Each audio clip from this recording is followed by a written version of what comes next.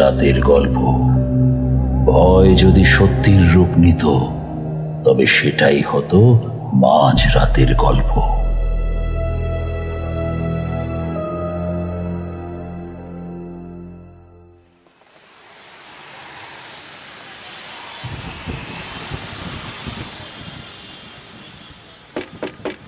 কি বিভূতি, বাড়িতে আছো? আরে আজকে তারানাথের কাছে যাওয়ার কথা ছিল, ভুলে গেলে? বাইরে হঠাৎ করে কিশোরীর গলা শুনে আমার মনঃসংযোগ ভেঙে গেল। বই পড়ছিলাম, উঠে পড়লাম। সদর দরজা খুলে দেখি ছাতা হাতে দাঁড়িয়ে আছে কিশোরী। আমাকে দেখে সে একগাল হেসে বলল, ঘরে বসে আছো? আমি তো প্রস্তুত হয়ে গেছি।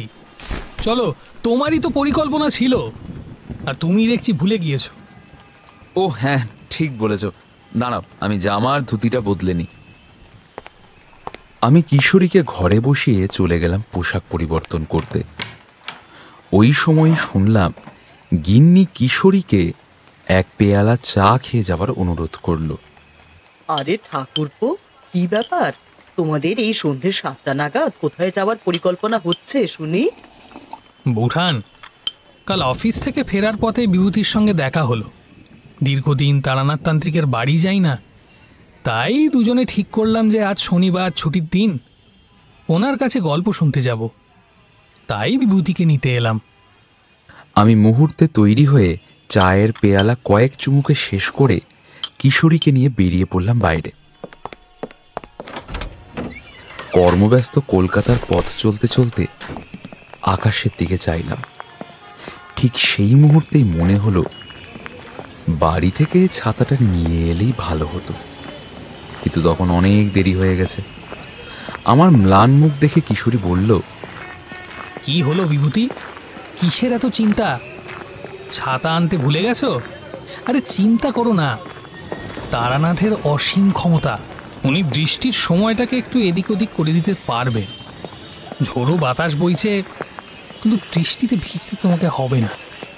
আমরা দ্রুত পায়ে মটলেনে পৌঁছে মোড়ের মাথার দোকান থেকে পাসিং আর গরম গরম সিঙাড়া ফুলুরি কিনে বেরোচ্ছি, এমন সময় করাত করে কোথাও বাজ পড়ল। আমরা আর দেরি না করে তারানাথের বাড়ির দিকে রওনা দিলাম।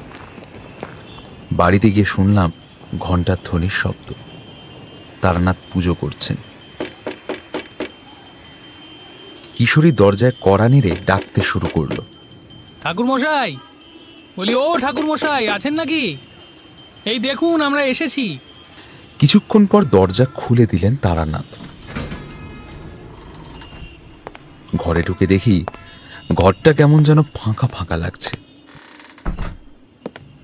আমাদেরকে বসিয়ে রেখে উনি ঠাকুর ঘরে বাকি পুজোটা সেরে তক্তপোষে এসে বসলেন। আমরা তাঁর জন্য আনা তেলে ভাজা আর এক প্যাকেট পাসিং এগিয়ে দিলাম। তিনি সেগুলো গ্রহণ করতে করতে একগাল ম্লান হাসি হাসলেন।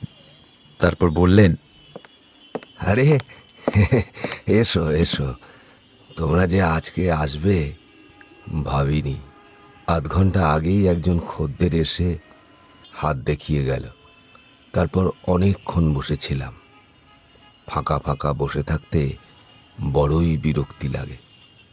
এখন আর আগের মতো উপার্জন হয় না, যজমান জোটে কম।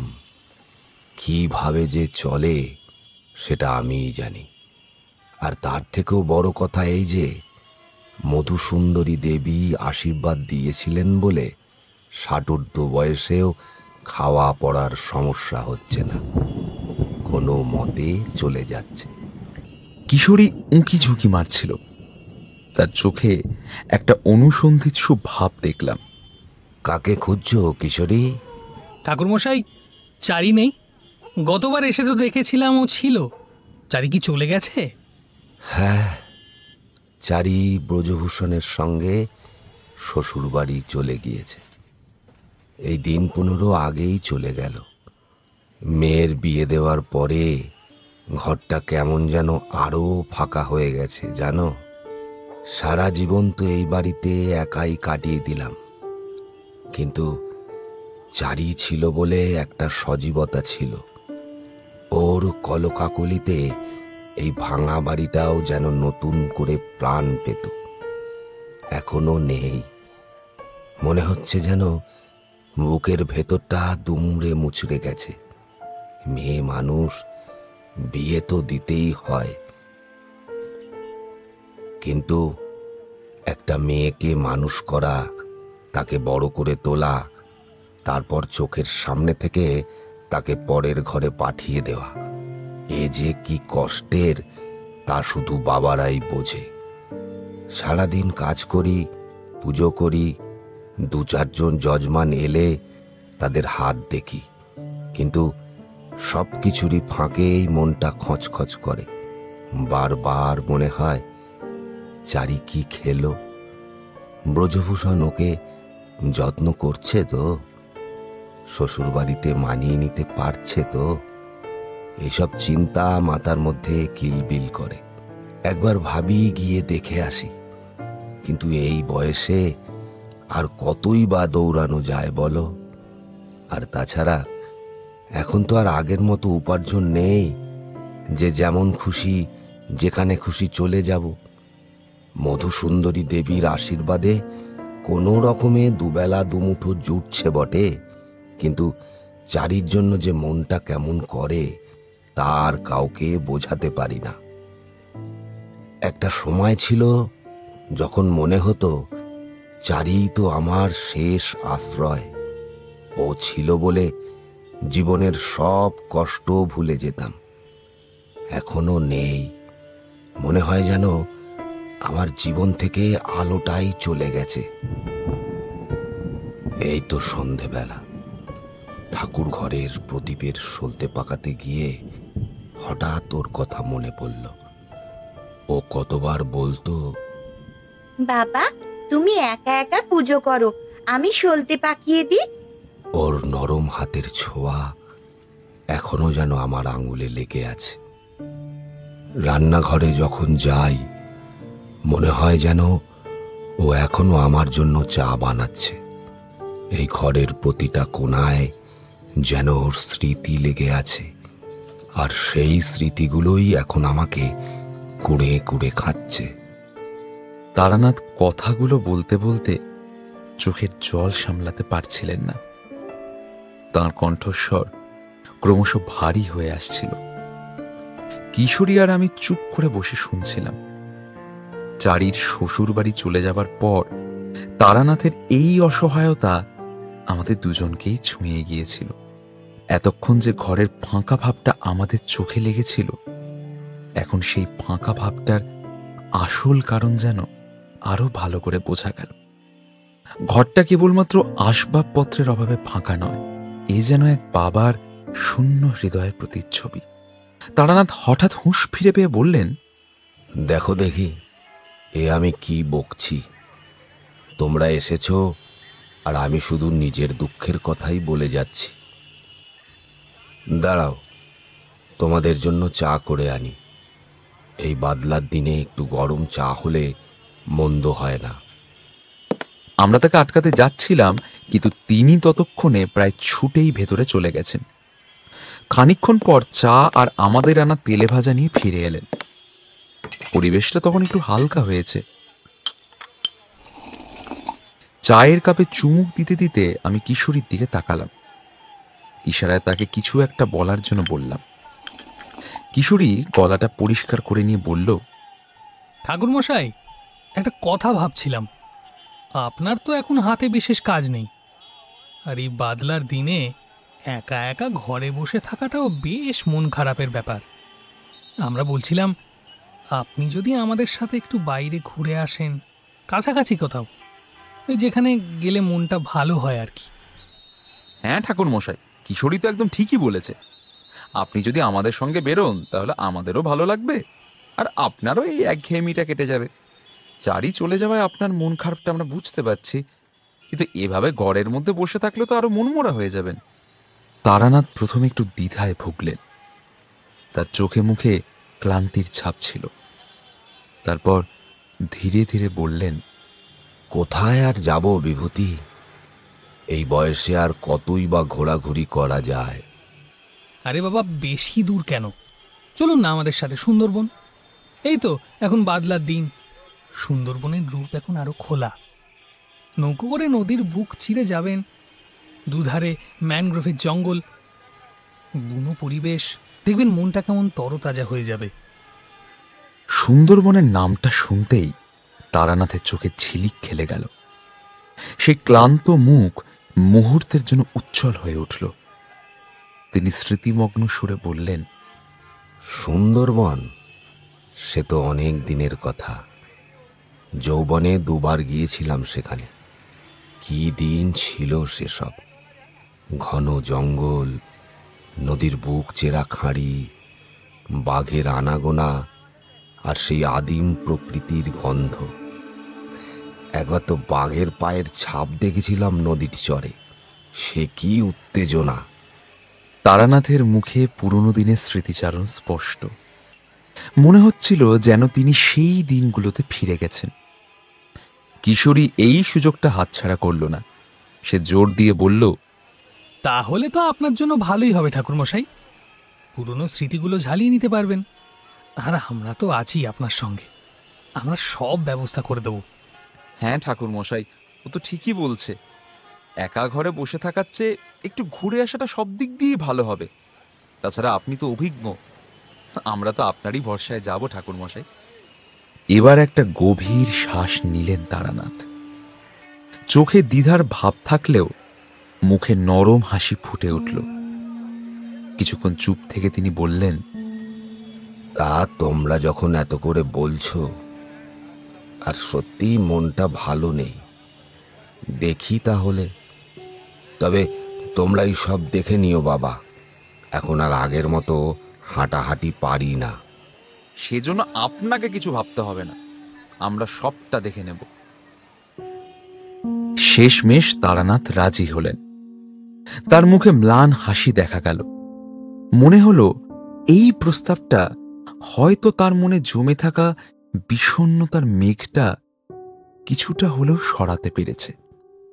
কিশোরী উচ্ছ্বসিত হয়ে বলল, দারুণ হবে ঠাকুরমশাই, তাহলে চলুন এবার আমরা সুন্দরবনের প্রস্তুতি শুরু করে দিই। আপনি শুধু রাজি থাকুন ঠাকুর মশাই। টিকিট থেকে শুরু করে থাকার জায়গা সব দায়িত্ব আমাদের।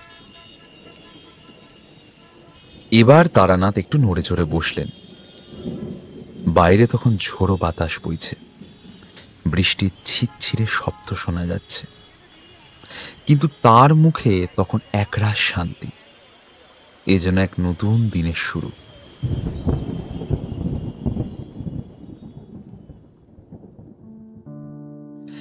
তারানাথ রাজি হওয়ার পর আমরা সুন্দরবন যাত্রার প্রস্তুতি শুরু করে দিলাম।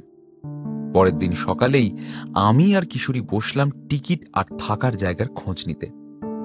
ঠাকুর মশাইয়ের কথা ভেবে আমরা ঠিক করলাম এমন একটা ব্যবস্থা করব যাতে তাঁর বেশি হাঁটা চলা করতে না হয়। ট্রেনটাই সবচেয়ে সুবিধাজনক মনে হলো। শিয়ালদা থেকে ক্যানিং পর্যন্ত ট্রেন যাত্রা, তারপর সেখান থেকে অটো বা বাসে গোদখালি, গোদখালি থেকেই লঞ্চ বা নৌকার ব্যবস্থা করতে হবে।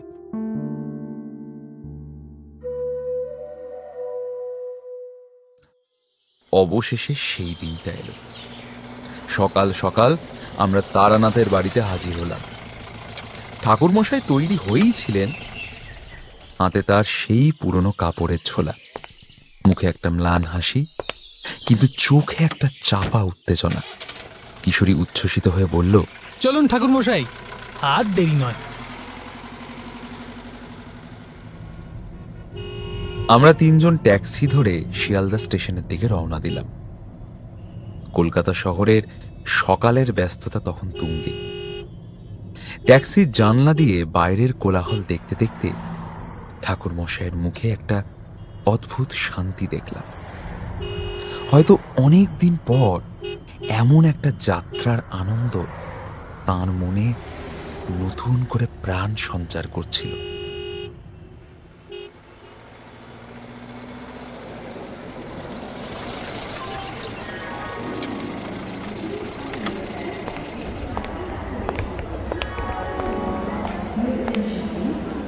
শিয়ালদা স্টেশনে পৌঁছে ভিড় ঠেলে আমরা ক্যানিং লোকালে উঠলাম। ট্রেনের কামরায় বসবার পর ঠাকুরমশাই বাইরের দিকে তাকিয়ে রইলেন।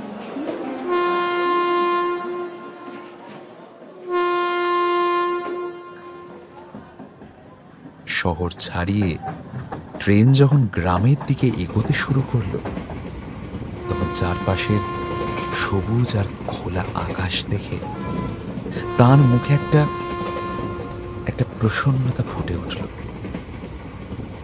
কিশোরী তার দিকে তাকিয়ে মুচকি হাসল।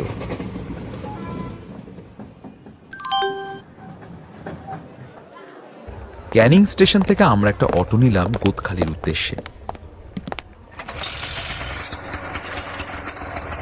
পিচ ঠেলা রাস্তা ছেড়ে অটোটা যখন গ্রামের মিঠো পথে নামলো, তখন চারপাশের ধুলো আর মাটির গন্ধ যেন এক অন্য জগতে নিয়ে গেল আমাদের। রাস্তার দুধারে সবুজ ধান ক্ষেত, ছোট ছোট গ্রাম আর পুকুর পাড়ে বসে থাকা মাছরাঙা, এই সবটা মিলিয়ে এক শান্ত স্নিগ্ধ পরিবেশ। তারানাথ চোখ বুজে প্রকৃতির এই গন্ধ উপভোগ করছিলেন। গোদখালি পৌঁছেই আমাদের চোখে পড়ল সারি সারি লঞ্চ আর নৌকা। নদীর জল তখন টইটম্বুর। বাদলার দিনের মেঘলা আকাশ নদীর ওপর এক নরম আলো ফেলেছিল। আমরা আগে থেকেই একটা ছোট লঞ্চের ব্যবস্থা রেখেছিলাম, যাতে ঠাকুর মশাইয়ের সুবিধা হয়। লঞ্চে ওঠার পর ঠাকুর মশাই নদীর দিকে তাকিয়ে একটা দীর্ঘশ্বাস ফেললেন। এই নদীর বুক চিরে তিনি হয়তো বহু বছর আগে তাঁর যৌবনে সুন্দরবনের গভীরে প্রবেশ করেছিলেন। লঞ্চ যখন গোদখালির জেটি ছেড়ে সুন্দরবনের খাঁড়ির দিকে এগোতে শুরু করলো, তখন চারপাশের দৃশ্য যেন বদলে যেতে লাগলো। দুধারে ঘন ম্যানগ্রোভের জঙ্গল।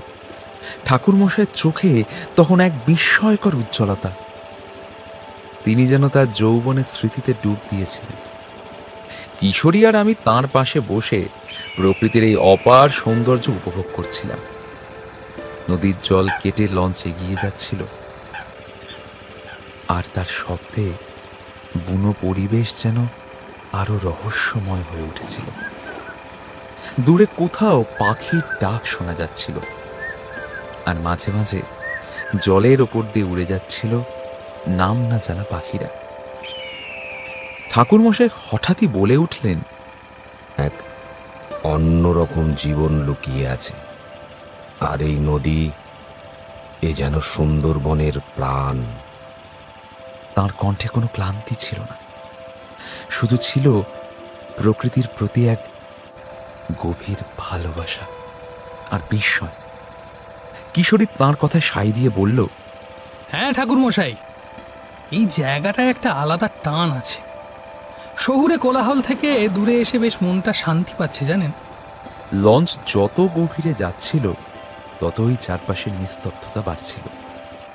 শুধু জলের শব্দ আর পাখির ডাক, বাদলার দিনের মেঘলা আকাশ আর ঘন জঙ্গল মিলেমিশে এক অদ্ভুত মায়াবী পরিবেশ তৈরি করেছিল।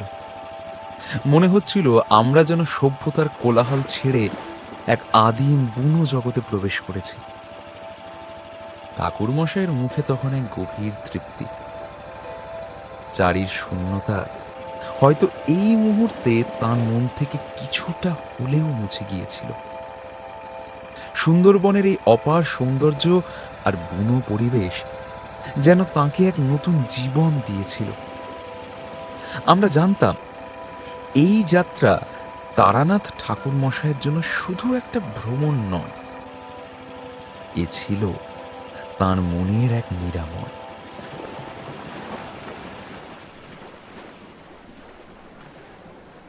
লঞ্চ যখন একটা ছোট্ট জেটির কাছে এসে ভিড়ল, ততক্ষণে সন্ধ্যা নেমে এসেছে। চারদিকে ম্যানগ্রোভের জঙ্গল আর সেই বুনগন্ধ। প্রকৃতির এক নিজস্ব সুর যেন কানে বাজছে। আমরা আগেই একটা স্থানীয় লজ বুক করে রেখেছিলাম। জেটি থেকে লজটা খুব বেশি দূরে ছিল না। ঠাকুর মশাইকে সাবধানে নামিয়ে আমরা লজের দিকে হাঁটা দিলাম। লজটা ছোট হলেও বেশ পরিপাটি। কাঠের তৈরি ঘরগুলো দেখলে মনটা জুড়িয়ে যায়। এখানকার পরিবেশটা একেবারেই অন্যরকম, শহরের কোলাহল থেকে বহু দূর। আমাদের ঘরটা ছিল নদীর ঠিক পাশেই। জানালা খুললেই দেখা যায় কালো জলের ওপর চাঁদের আলো চিকচিক করছে, আর দূরে, অনেকটা দূরে, জঙ্গলের রহস্যময় ছায়া।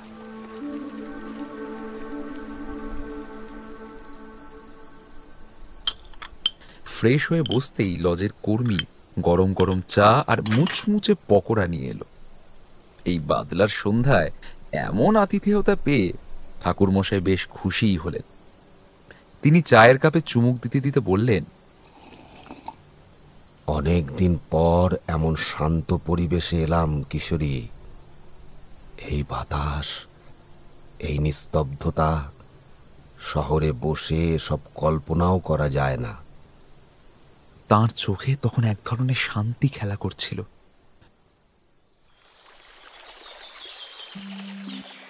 পরের কয়েকটা দিন আমরা সুন্দরবন চষে বেড়াতে লাগলাম। সকালে ঘুম থেকে উঠেই বেরিয়ে পড়তাম নদী আর খাঁড়ি দিয়ে ঘুরে বেড়াতে। কিশোরী তো বুনো প্রকৃতির মধ্যে এসে যেন নতুন প্রাণ ফিরে পেয়েছিল। সে অনর্গল প্রশ্ন করে যাচ্ছিল আমার কাছে, ঠাকুরমশাইয়ের কাছে। আমি আর ঠাকুরমশাই চুপচাপ বসে মুগ্ধ হয়ে শুধু দেখতাম চারপাশের দৃশ্য। ম্যানগ্রোভের শ্বাসমূল, কুমিরের বিশ্রাম, আর গাছের ডালে বসে থাকা পাখির দল। এই সবটাই ছিল আমাদের কাছে এক নতুন অভিজ্ঞতা। একদিন তো দূরে একটা হরিণের পালও দেখতে পেলাম। সে কি উত্তেজনা! গাইডের সতর্কবাণী সত্ত্বেও কিশোরী আরো একটু কাছে যাওয়ার জন্য ছটফট করছিল। আর খাওয়া দাওয়ার পর্বটাও ছিল দারুণ। প্রতিদিন তাজা নদীর মাছ, কাঁকড়ার ঝোল আর স্থানীয় মুরগির মাংসের তরকারি। মাটির উনুনে রান্না করা ধোঁয়া ওঠা ভাত, আর সেই সঙ্গে এমন সুস্বাদু ব্যঞ্জন, মনে হচ্ছিল যেন স্বর্গের খাবার খাচ্ছি। ঠাকুরমশাইও বেশ তৃপ্তি সহকারে খাচ্ছিলেন। বিশেষ করে ওই কাঁকড়ার ঝোলটা তার খুব পছন্দ হয়েছিল। তিনি হাসি হাসি মুখে বলছিলেন, এমন রান্না তো অনেকদিন খাইনি। তোমরা যা ব্যবস্থা করেছ, মনে হচ্ছে রাজভোগ খাচ্ছি। বাহ্যিকভাবে তারানাথ হাসি খুশি ছিলেন। খাওয়া দাওয়া বা গল্প গুজবেও তাঁর আগ্রহ দেখা যাচ্ছিল। কিন্তু আমার চোখ এড়ায়নি যে কিছুক্ষণের জন্য হলেও তার মুখে মাঝে মাঝে একটা ম্লানতা নেমে আসছিল। হয়তো হঠাৎ করে চুপ করে যেতেন, অথবা নদীর দিকে উদাস দৃষ্টিতে তাকিয়ে থাকতেন। প্রথম দুদিন আমি বিষয়টাকে তেমন পাত্তা দিইনি।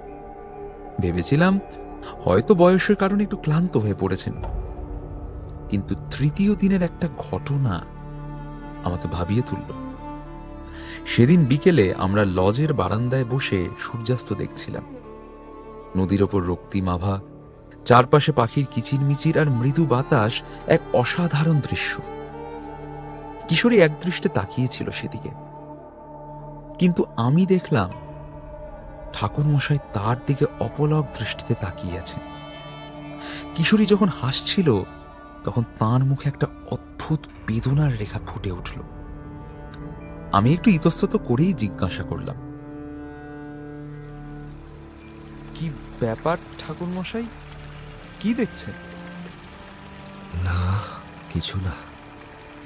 শুধু মনে হচ্ছিল চারি যদি এমন আসতে পারত, এমন স্বাধীনভাবে ঘুরতে পারত। তাঁর গলায় একটা ধরা ধরা ভাব ছিল। আমি বুঝতে পারলাম মনের গভীরে চারির অভাব তাকে এখনো কুঁড়ে কুঁড়ে খাচ্ছে। সুন্দরবনের এই অপূর্ব প্রকৃতিও যেন তাঁর সেই শূন্যতা পূরণ করতে পারছে না। তিনি হয়তো কিশোরীর মধ্যেই চারির ছায়া দেখছিলেন। তারুণ্যের উচ্ছলতা দেখে তার নিজের মেয়ের অনুপস্থিতি আরো বেশি করে তিনি অনুভব করছিলেন। সারাটা দিন ভালো লাগলেও তারুণ্যের উচ্ছলতা দেখে তার নিজের মেয়ের অনুপস্থিতি আরো বেশি করে অনুভব করছিলেন। সারাদিন ভালো লাগলেও যখনই তিনি একা হচ্ছিলেন অথবা যখনই কোনো ছোট ঘটনা তাকে চারির কথা মনে করিয়ে দিচ্ছিল, তখনই তার মন ভারাক্রান্ত হয়ে উঠছিল।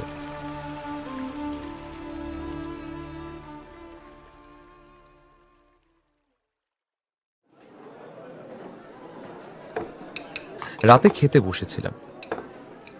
লজের কর্মীরা একটা স্থানীয় লোকনৃত্যের ব্যবস্থা করেছিল।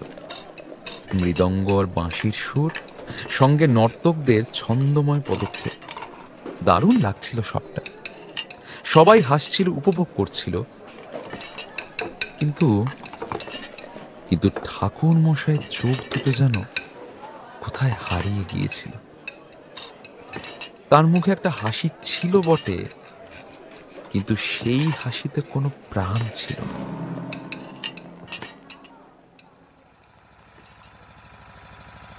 পরের দিন সকাল থেকেই তারানাথের মধ্যে একটা অন্যরকম ছটফটানি দেখতে পাচ্ছিলাম। সুন্দরবনের নিস্তব্ধতা, গাছেদের পাতার ফিস ফিস, নদীর জলরাশি নিরন্তর বয়ে চলা, সবকিছুই যেন তাঁর কাছে একটা অশুভ ইঙ্গিত হয়ে ধরা দিচ্ছিল। দিনের বেলা লোকজনের মাঝে তিনি নিজেকে স্বাভাবিক রাখার চেষ্টা করছিলেন, কিন্তু আমি খেয়াল করেছিলাম তাঁর দৃষ্টি যেন বারবার জঙ্গলের গভীরের দিকে চলে যাচ্ছিল। পরিচিত পাখির ডাকও যেন তাঁর কানে নতুন করে বাজছিল, যেন কোনো অজানা বিপদের পূর্বাভাস। কোনো ব্যাখ্যাতীত বিষণ্ণতা তাকে গ্রাস করছিল। বিকেলে আমরা একটা ছোট্ট ডিঙি নৌকায় করে একটা ছোট্ট খাল দিয়ে যাচ্ছিলাম। চারপাশে ম্যানগ্রোভের নিবিড় জঙ্গল, তার মধ্যে দিয়ে সরু খালের পথ। হঠাৎই তারানাথ ভীষণ রকম অন্যমনস্ক হয়ে পড়লেন। একটা শুকনো ডালের ওপর বসে থাকা একটা বুনো পেঁচার দিকে তিনি পলকহীন তাকিয়ে রইলেন। আমি জিজ্ঞেস করলাম, কি হয়েছে ঠাকুর মশাই? অমন করে কি দেখছেন? মনে হচ্ছে যেন কেউ তাকিয়ে আছে। এই বনের গভীরে কিছু একটা আছে যা ভালো না। তার কণ্ঠস্বরে একটা গভীর ভয় ছিল, যা আমাকেও খানিকটা বিচলিত করল। সারাটা দিনে এই অদ্ভুত অনুভূতি নিয়েই তিনি কাটালেন। এমনকি রাতের খাওয়ার সময়ও তিনি খুব কম কথাই বললেন। রাত বাড়ার সাথে সাথে লজের নিস্তব্ধতা আরো গভীর হল। বাইরে ঝিঁঝি পোকার একঘেয়ে ডাক আর দূর থেকে ভেসে আসা শেয়ালের আওয়াজ ছাড়ার কোনো শব্দ ছিল না। হঠাৎই মাঝরাতে একটা আর্তনাদের শব্দে আমার ঘুম ভেঙে গেল। ধর্মর করে উঠে বসলাম। শব্দটা ঠাকুর মশাইয়ের ঘর থেকেই আসছিল। কয়েক সেকেন্ডের মধ্যেই শব্দটা থেমে গেল, কিন্তু আমার বুকটা তখনও দুরু দুরু করছিল। বিছানায় আর শুয়ে থাকতে পারলাম না। দরজার দিকে এগিয়ে গেলাম। বারান্দায় বেরিয়েই দেখি ঠাকুরমশাই বারান্দার রেলিং ধরে দাঁড়িয়ে আছেন। অন্ধকার রাতে তার মুখটা আরো ফ্যাকাশে দেখাচ্ছে। তার চোখে মুখে স্পষ্ট ভয়ের ছাপ। কেন জানি না আমার মনটা কেমন করে উঠল। ঘড়িতে দেখলাম প্রায় রাত 2:30। আমি ইতস্তত করে জিজ্ঞেস করলাম, কি ব্যাপার ঠাকুর মশাই, এই সময় আপনি বারান্দায় কি করছেন?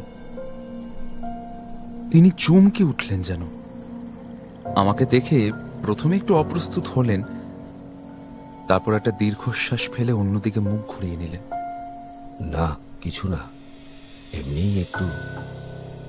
তিনি কথাটা শেষ না করেই থেমে গেলেন, কিন্তু আমি স্পষ্ট দেখলাম তার হাত কাঁপছে। আমি বুঝতে পারলাম যে কিছু তো একটা হয়েছে। তাই জোর গলায় বললাম, এমনি, আপনার মুখ দেখে তো সেটা মনে হচ্ছে না। কিছু একটা নিশ্চয়ই হয়েছে। আচ্ছা ঠাকুরমশাই, আপনি কি কোনো রকম খারাপ স্বপ্ন টপ্ন দেখেছেন? এবার ঠাকুর মশাই আমার দিকে তাকালেন। তার চোখে একটা অদ্ভুত অসহায়ত্ব ছিল। পকেট থেকে একটা পাসিং শো সিগারেট বার করে ধরালেন। দেশলাই কাঠির ক্ষণিকের আলোয় তার মুখের রেখাগুলো আরো স্পষ্ট হয়ে উঠল। একটা লম্বা টান দিয়ে তিনি ধোঁয়া ছাড়লেন। তারপর যেন নিজেকে গুছিয়ে নিয়ে আবার বলতে শুরু করলেন। স্বপ্ন? হ্যাঁ, স্বপ্নই, বড় ভয়ঙ্কর স্বপ্ন। দেখছিলাম আমি যেন সুন্দরবনের আরো গভীরে চলে গেছি, যেখানে সূর্যের আলো পৌঁছায় না। চারপাশে কেবল জমাট অন্ধকার আর ম্যানগ্রোভের শ্বাসমূলের জট। একটা স্যাঁতসেঁতে দুর্গন্ধ, আর তার সাথে মিশে আছে পোড়া কিছু একটা, আর পশুর কাঁচা রক্তের বুনো গন্ধ। মনে হচ্ছিল যেন বাতাসের প্রতিটা কণা ভারী হয়ে উঠছে এক অশুভ শক্তির উপস্থিতিতে। তার গলাটা ধরে এলো। সিগারেটটা হাতে ধরা অবস্থাতেই নিভে গেল, কিন্তু তার খেয়াল ছিল না। তার দৃষ্টি যেন অদেখা কোনো গভীরে নিবদ্ধ। সেই অন্ধকারের মধ্যে জলের কিনারে আমি কিছু একটা দেখছিলাম। আবছাভাবে মনে হলো কেউ যেন মন্ত্র পাঠ করছে। গভীর গমগমে এক আওয়াজ, যা কোনো মানুষের কণ্ঠস্বর বলে মনে হচ্ছিল না। সেই শব্দ যেন এই পুরো জঙ্গলকে কাঁপিয়ে তুলছিল।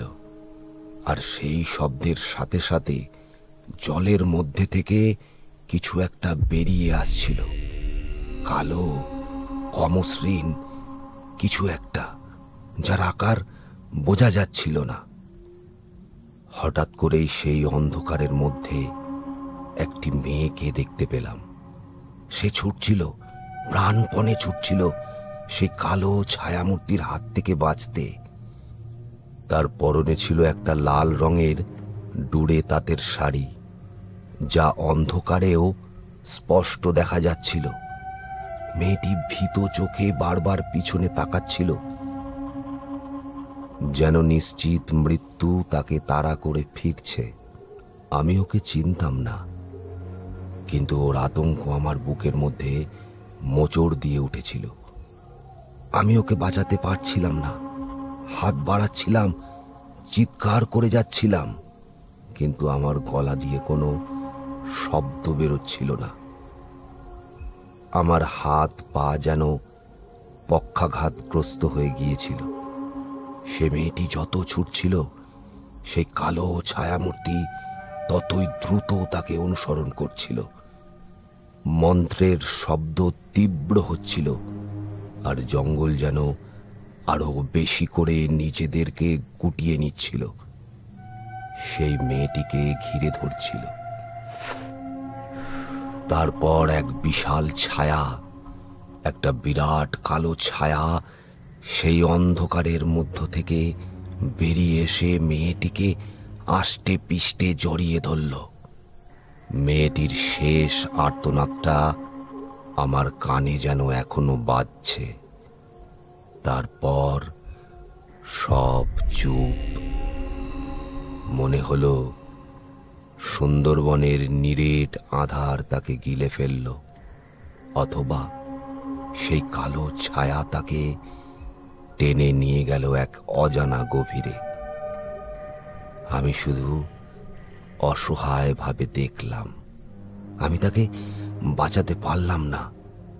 মনে হচ্ছিল এই জঙ্গল, এই নদী, এই পরিবেশ সব যেন অশুভ শক্তির অধীনে চলে গেছে। বাতাস বইছিল না, গাছপালা নড়ছিল না, যেন পুরো বনভূমি এক বিশাল শ্বাসরুদ্ধ করা সত্তায় পরিণত হয়েছে। আর সেই সত্তা শুধু মেয়েটিকেই নয়, আমাকেও টেনে নিচ্ছে তার গভীরে। সুন্দরবনের এই শান্ত রাত যেন তার কাছে একটা অশুভ ইঙ্গিত হয়ে দাঁড়িয়েছিল, যেখানে পরিচিত প্রকৃতিও তার আসল ভয়ঙ্কর রূপ নিয়ে ধরা দিচ্ছিল। তারানাথের প্রতিটি লোমকূপ যেন সেই দুঃস্বপ্নের ছাপ বহন করছিল। তার মুখটা ফ্যাকাশে, চোখের নিচে কালি, যেন রাতভর এক কঠিন যুদ্ধের পর তিনি উঠে এসেছেন। ঠাকুরমশাইয়ের কথায় আমি পাথরের মতো নিশ্চল হয়ে রইলাম। তার চোখের গভীরে যে ভয় আর অসহায়ত্ব দেখছিলাম, তা যেন আমাকেও গ্রাস করছিল। সুন্দরবনের নিস্তব্ধ রাত, ঝিঝি পোকার একঘেয়ে ডাক আর দূর থেকে ভেসে আসা শেয়ালের ডাক ছাড়া কোনো শব্দ ছিল না। কিন্তু সেই নিস্তব্ধতা যেন তারানাথের বলা ঘটনাটাকে আরো বেশি করে জীবন্ত করে তুলেছিল। আমি জানি তারানাথের মতন একজন বাস্তববাদী মানুষ সহজে এমন বিভ্রমে ভোগেন না, কিন্তু তার মুখ থেকে স্পষ্ট বোঝা যাচ্ছিল এই স্বপ্নটা নিছকই মনের ভুল নয়, বরং তার থেকে অনেক বেশি কিছু।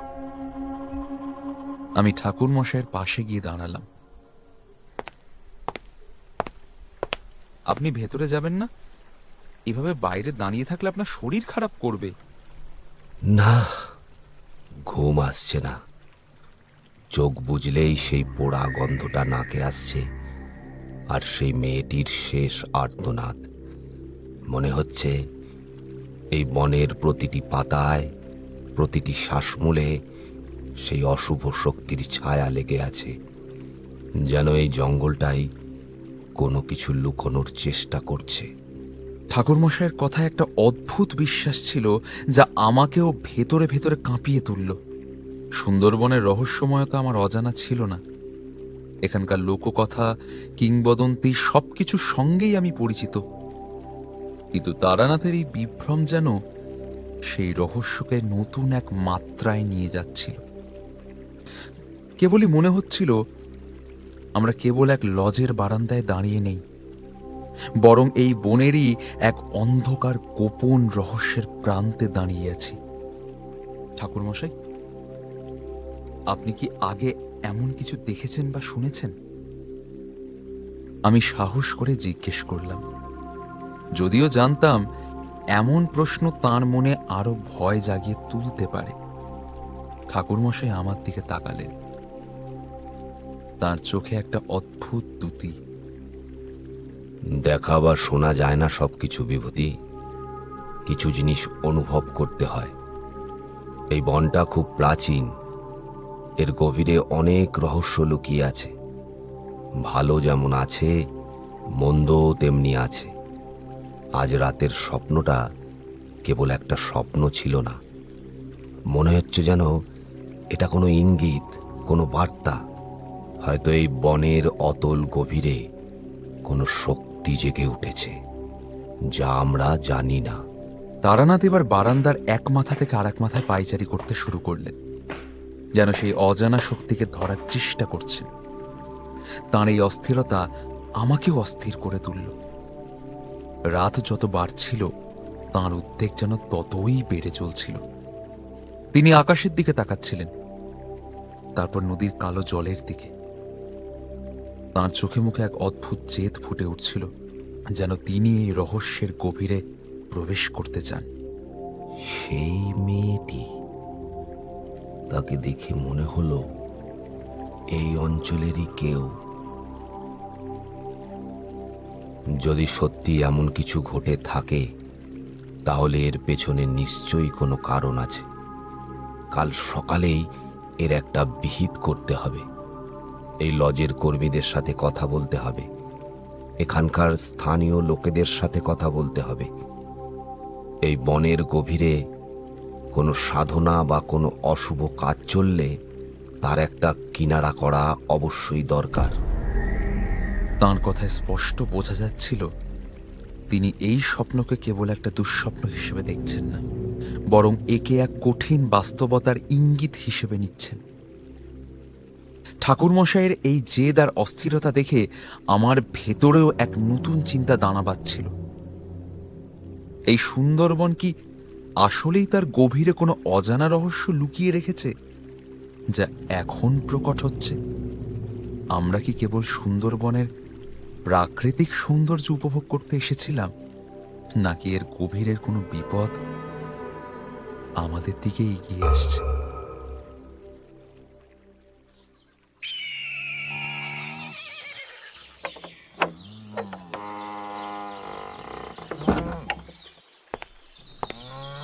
ভোরের আবছা আলো ফুটতেই তারানাথের মুখের ফ্যাকাশে ভাবটা যেন একটু কাটল। দিনের আলোয় রাতের দুঃস্বপ্নগুলো যেন কিছুটা ফিকে হয়ে যায়। তিনি বারান্দা থেকে ঘরে ফিরলেন।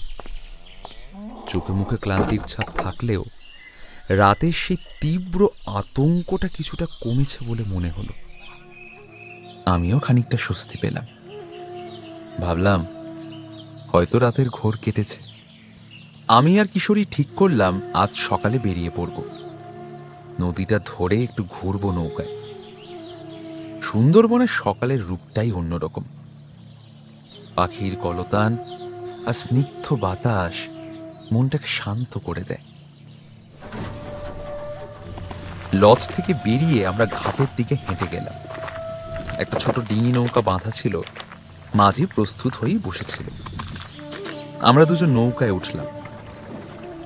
তারানাথ প্রথম দিকে আসতে চাননি, কিন্তু আমাদের পীড়াপিড়িতে শেষমেশ রাজি হলেন। তিনি নৌকার এক কোণে বসলেন।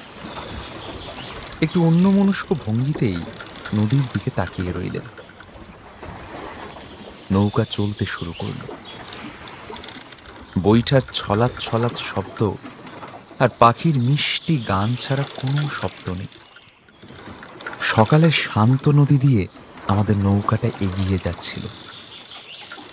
কিশোরী উচ্ছ্বসিত হয়ে চারপাশ দেখছিল, আর আমি তার আনন্দ দেখে হাসছিলাম। কিন্তু ধীরে ধীরে তারানাথের মুখে সেই পরিচিত অস্বস্তিটা আবার ফিরে আসতে লাগলো। তার কপালে সূক্ষ্ম ভাঁজ পড়ছিল। তার দৃষ্টি যেন নদীর জলের গভীরে কিছু একটা খুঁজছিল। আমার বারবার মনে হচ্ছিল ঠাকুরমশায়ের গত রাতের দুঃস্বপ্নটা সম্পূর্ণ কাটেনি, বরং সুন্দরবনের এই শান্ত পরিবেশই যেন তাকে আবার তাড়িয়ে ফিরছে। কিছুক্ষণ এভাবে চলার পর আমি দেখলাম তারানাথ মাঝির দিকে অপলক তাকিয়ে আছেন। মাঝি তখন আপন মনেই বৈঠা বেয়ে চলেছে। তার মুখটা নিবিষ্ট। ও মাঝি! তারানাথ একবার ডাকলেন মাঝিকে। কোনো উত্তর নেই। মাঝি যেন শুনতেই পেল না। ঠাকুরমশাই এবার গলা চড়িয়ে আবার ডাকলেন, ও মাঝি, শুনছো নাকি? এবারেও কোনো সাড়া নেই। মাঝির চোখ দুটো কেমন যেন নিষ্পলক, যেন সে অন্য কোনো জগতে চলে গেছে। তারানাথের ভ্রুজোড়া কুঁচকে উঠল। আমি নিজেও অবাক হলাম। মাঝি কি তাহলে কানে কম শোনে? এবার ঠাকুরমশাই প্রায় ধমকের সুরে ডাকলেন, হেই মাঝি, কি হলো তোমার?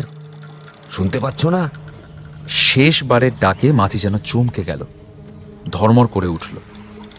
তার শরীরটা কেঁপে উঠল একবার। তারপর সে ধীর গতিতে তাকালো তারানাথের দিকে। তার চোখ দুটোতে এক অদ্ভুত শূন্যতা ছিল, যেন সে এইমাত্র এক গভীর ঘুম থেকে জেগে উঠেছে বা কোনো ঘোরের মধ্যে ছিল। মাঝির কপালে গভীর দুশ্চিন্তার রেখা, আর তার চোখ দুটোতে স্পষ্ট ভয়। তারানাথ তার দিকে এক দৃষ্টিতে তাকিয়ে রইলেন, আর আমি তারানাথের চোখে স্পষ্ট দেখতে পাচ্ছিলাম যে তিনি ঠিকই বুঝে গেছেন মাঝি কোনো বিপদে পড়েছে। হয়তো সেই অশুভ শক্তির প্রভাব এই মাঝির ওপরেও পড়েছে। মাঝির মুখটা ফ্যাকাশে হয়ে গিয়েছিল। তার ঘাড়ের কাছে একটা পুরনো গভীর ক্ষতের দাগ স্পষ্ট দেখা যাচ্ছিল। মাঝির ফ্যাকাশে মুখ আর আতঙ্কিত চোখ দেখে ঠাকুরমশাইয়ের সন্দেহ আরো গভীর হল। তিনি ধীরে সুস্থে কিন্তু দৃঢ় গলায় মাঝিকে জিজ্ঞেস করলেন, কি ব্যাপার মাঝি? অমন ঘোরের মধ্যে চলে গেছিলে কেন? কি ভাবছিলে? মাঝি অপ্রস্তুত হয়ে মাথা নিচু করল। তার হাত থেকে বৈঠাটা প্রায় খসে পড়ছিল। সে ইতস্তত করে বলল, না, কিছু না ঠাকুর মশাই, একটু অন্যমনস্ক হয়ে পড়ছিলাম। অন্যমনস্ক নাকি অন্য কিছু? তোমার মুখ দেখে তো মনে হচ্ছে তুমি কোনো গভীর চিন্তায় ডুবেছিলে, যা তোমাকে স্বাভাবিক রাখতে পারছিল না। এবার মাঝি আরো ঘাবড়ে গেল। সে একবার আমার দিকে, একবার কিশোরীর দিকে তাকালো, তারপর আবার চোখ নামিয়ে নিল। আসলে আমি একটু ভুল করে ফেলেছি ঠাকুর মশাই, আমার মনটা ভালো নাই। মন ভালো নেই? তারানাথ মৃদু হাসলেন, কিন্তু সেই হাসি দেখে মাঝির বুক আরো কেঁপে উঠল। মন ভালো নেই না অন্য কিছু? তুমি তো মন খারাপের কারণে এমন আনমনা হও না ফাল্গুন। গত পরশু রাতেও তো একই রকম ছিলে। আর তোমার গ্রামের অবস্থা ভালো নয়, সেটা তো জানি। মাঝির নাম ফাল্গুন শুনে আমি আর কিশোরী দুজনেই অবাক হলাম। আমরা তো মাঝির নামটাই জানতাম না। ফাল্গুনের মুখটা সাদা হয়ে গেল, তার চোখ কপালে ওঠার জোগাড়। সে যেন বিশ্বাসই করতে পারছিল না যে তারানাথ তার নামটা কি করে জানলেন। সে জড়ানো গলায় বলল, আপনি আমার নাম জানেন কি করে ঠাকুর মশাই? সেসব জেনে তোমার কাজ নেই ফাল্গুন।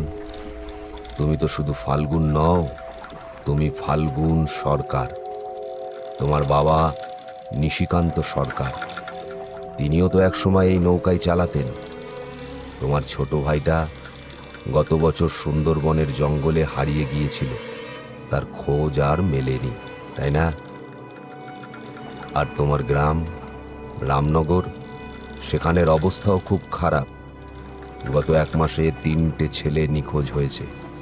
2টো মেয়ে নাকি হঠাৎ করেই অসুস্থ হয়ে মারা গেছে, ঠিক কিনা?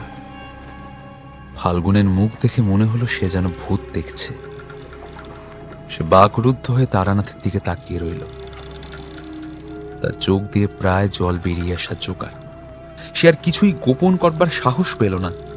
ঠাকুরমশাই যখন তার জীবনের এত খুঁটিনাটি বলে দিলেন, তখন তার ভেতরে থাকা ভয়টা আরো তীব্র হল।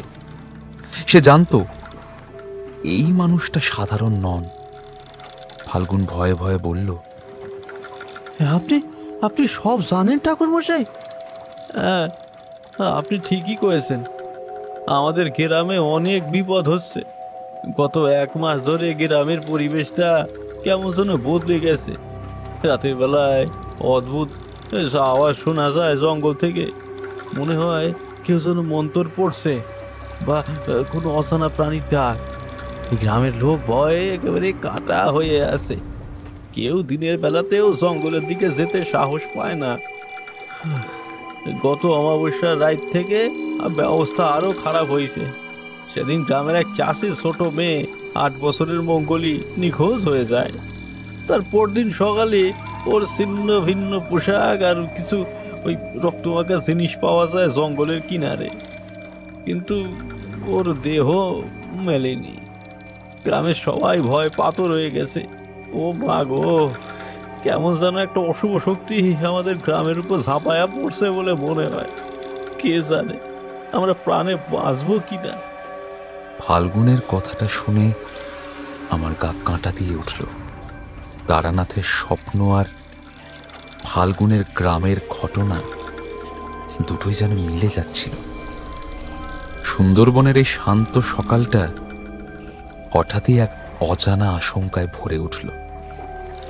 বিশেষ করে ফাল্গুনের বলা নিখোঁজ মেয়ের ঘটনাটি তারানাথের দেখা স্বপ্নের সঙ্গে এতটাই সাদৃশ্যপূর্ণ যে তার নিছক কাকতালীয় বলে মনে হচ্ছিল না।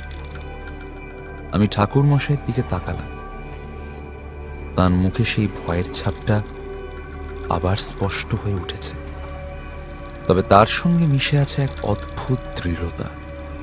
তারানাথ ধীর স্থির কণ্ঠে ফাল্গুনের দিকে তাকিয়ে বললেন, তুমি ঠিকই বলেছ ফাল্গুন। এই জঙ্গলের গভীরে কিছু একটা ঘটেছে যা সাধারণ নয়। অমাবস্যার রাতে মঙ্গলি নামের মেয়েটা নিখোঁজ হয়েছে।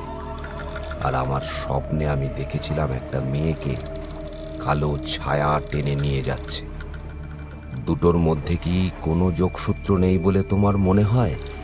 ফাল্গুন মাথা নাড়ল। আমারও তাই মনে হয় ঠাকুর মশাই। গ্রামের মণ্ডলেরা, গায়ের ওঝা সবাই মিলে অনেক চেষ্টা করিছে, কিন্তু কোনো কিনারা করতে পারি নাই। তারা বলে নাকি কোনো পিশাচের কাজ।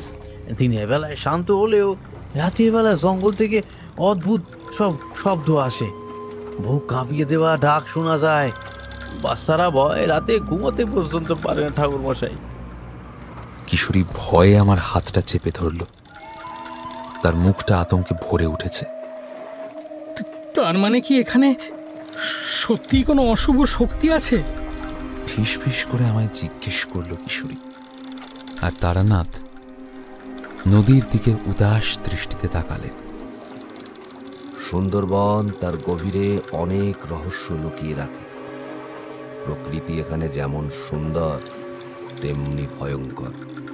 অনেক সাধক, তান্ত্রিক এখানে এসে সাধনা করেছে, কেউ ভালো কাজের জন্য, কেউ বা অশুভ শক্তির জন্য। ফাল্গুন, তুমি কি আমাকে তোমার গ্রামে নিয়ে যেতে পারবে? আমি ওই জায়গাটা একবার দেখতে চাই যেখানে মঙ্গলি নিখোঁজ হয়েছিল, আর যেখান থেকে মন্ত্রপাঠের শব্দ আসে বলে তুমি মনে করছো। সেখানে যাওয়া খুব বিপজ্জনক ঠাকুর মশাই। গ্রামের কেউ এখন আর সেই দিকে যায় না। বিপজ্জনক হলেও আমাকে যেতে হবে। যখন প্রকৃতি কোনো অস্বাভাবিক আচরণ করে তখন তার পেছনে কারণ থাকে, আর আমি সেই কারণটা খুঁজে বের করতে চাই। তুমি কি আমাকে সাহায্য করবে না? ঠাকুর মশাইয়ের দৃঢ়তা দেখে ফাল্গুন আর আপত্তি করতে পারল না। সে মাথা নিচু করে বলল, আপনারা যদি যেতে চান আমি নিয়ে যাব ঠাকুর মশাই, কিন্তু সাবধানী থাকতে হবে। দিনের বেলাতেও ওখানে গেলে কেমন যেন একটা শিরশিরে অনুভূতি হয়, যেন কেউ পিছন থেকে দেখছে। ভয় পেও না ফাল্গুন, আমি আছি। আমি দেখলাম তারানাথ সেই কালো ছায়ার রহস্য উন্মোচন করতে বদ্ধপরিকর। তার চোখে মুখে স্পষ্ট এক দৃঢ় সংকল্প। কিশোরীও যেন ততক্ষণে ভয় কাটিয়ে কৌতূহলী হয়ে উঠেছে। আমরা বুঝতে পারছিলাম সুন্দরবনের এই ভ্রমণ এখন আর কেবল আনন্দের ভ্রমণ থাকছে না, বরং এক রহস্যভেদের অভিযানে পরিণত হতে চলেছে।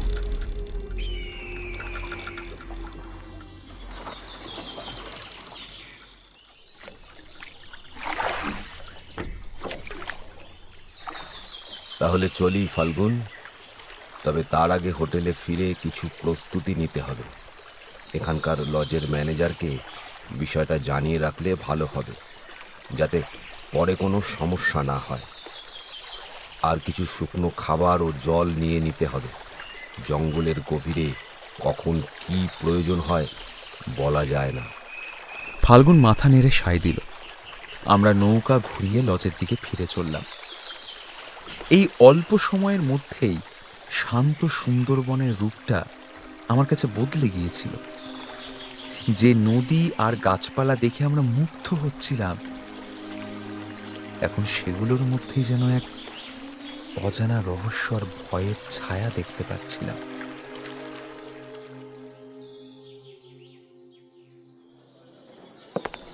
হোটেলে ফিরে তারানাথ সরাসরি ম্যানেজারের কাছে গেলেন। ম্যানেজার একজন বয়স্ক শান্ত স্বভাবের মানুষ। তারানাথ তাঁকে ফাল্গুনের গ্রামের সমস্যা এবং নিজের স্বপ্নের কথা খুলে বললেন। ম্যানেজার সবটা শুনে প্রথমে একটু ইতস্তত করলেন, তারপর বললেন, আপনারা এই প্রথম নন ঠাকুরমশাই, এর আগেও অনেকে এই ধরনের অশুভ কিছুর কথা বলেছেন। এই সুন্দরবনের গভীরে এমন অনেক জায়গা আছে যেখানে প্রকৃতির নিয়মগুলো যেন অন্যরকম। তবে আমরা সাধারণত এসব বিষয়ে খুব একটা মাথা ঘামাই না, কিন্তু যেহেতু আপনার মতো একজন জ্ঞানী ব্যক্তি নিজে এ ব্যাপারে আগ্রহ দেখাতে চাইছেন, আমি বাধা দেব না। আপনাদের যা সাহায্য লাগে আমাকে বলবেন, কিন্তু আমার মনে হয় আপনার ওইখানে না যাওয়াই উচিত। খামোখা বিপদ বাড়ানোর মানেই হয় না।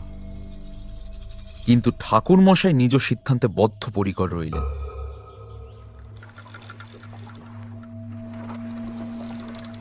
দুপুরের পর আমরা আবার ফাল্গুনের নৌকায় চড়ে বসলাম। এবার ফাল্গুন একটা অন্য পথ ধরল, যেটা আরো গভীর জঙ্গলের দিকে চলে গেছে। নদীর দুপাশে ম্যানগ্রোভের জঙ্গল আরো ঘন হয়ে উঠল। সূর্যের আলো গাছের পাতার ফাঁক দিয়ে খুব কমই ভেতরে আসছিল। বাতাসটাও কেমন যেন থমথমে মনে হচ্ছিল।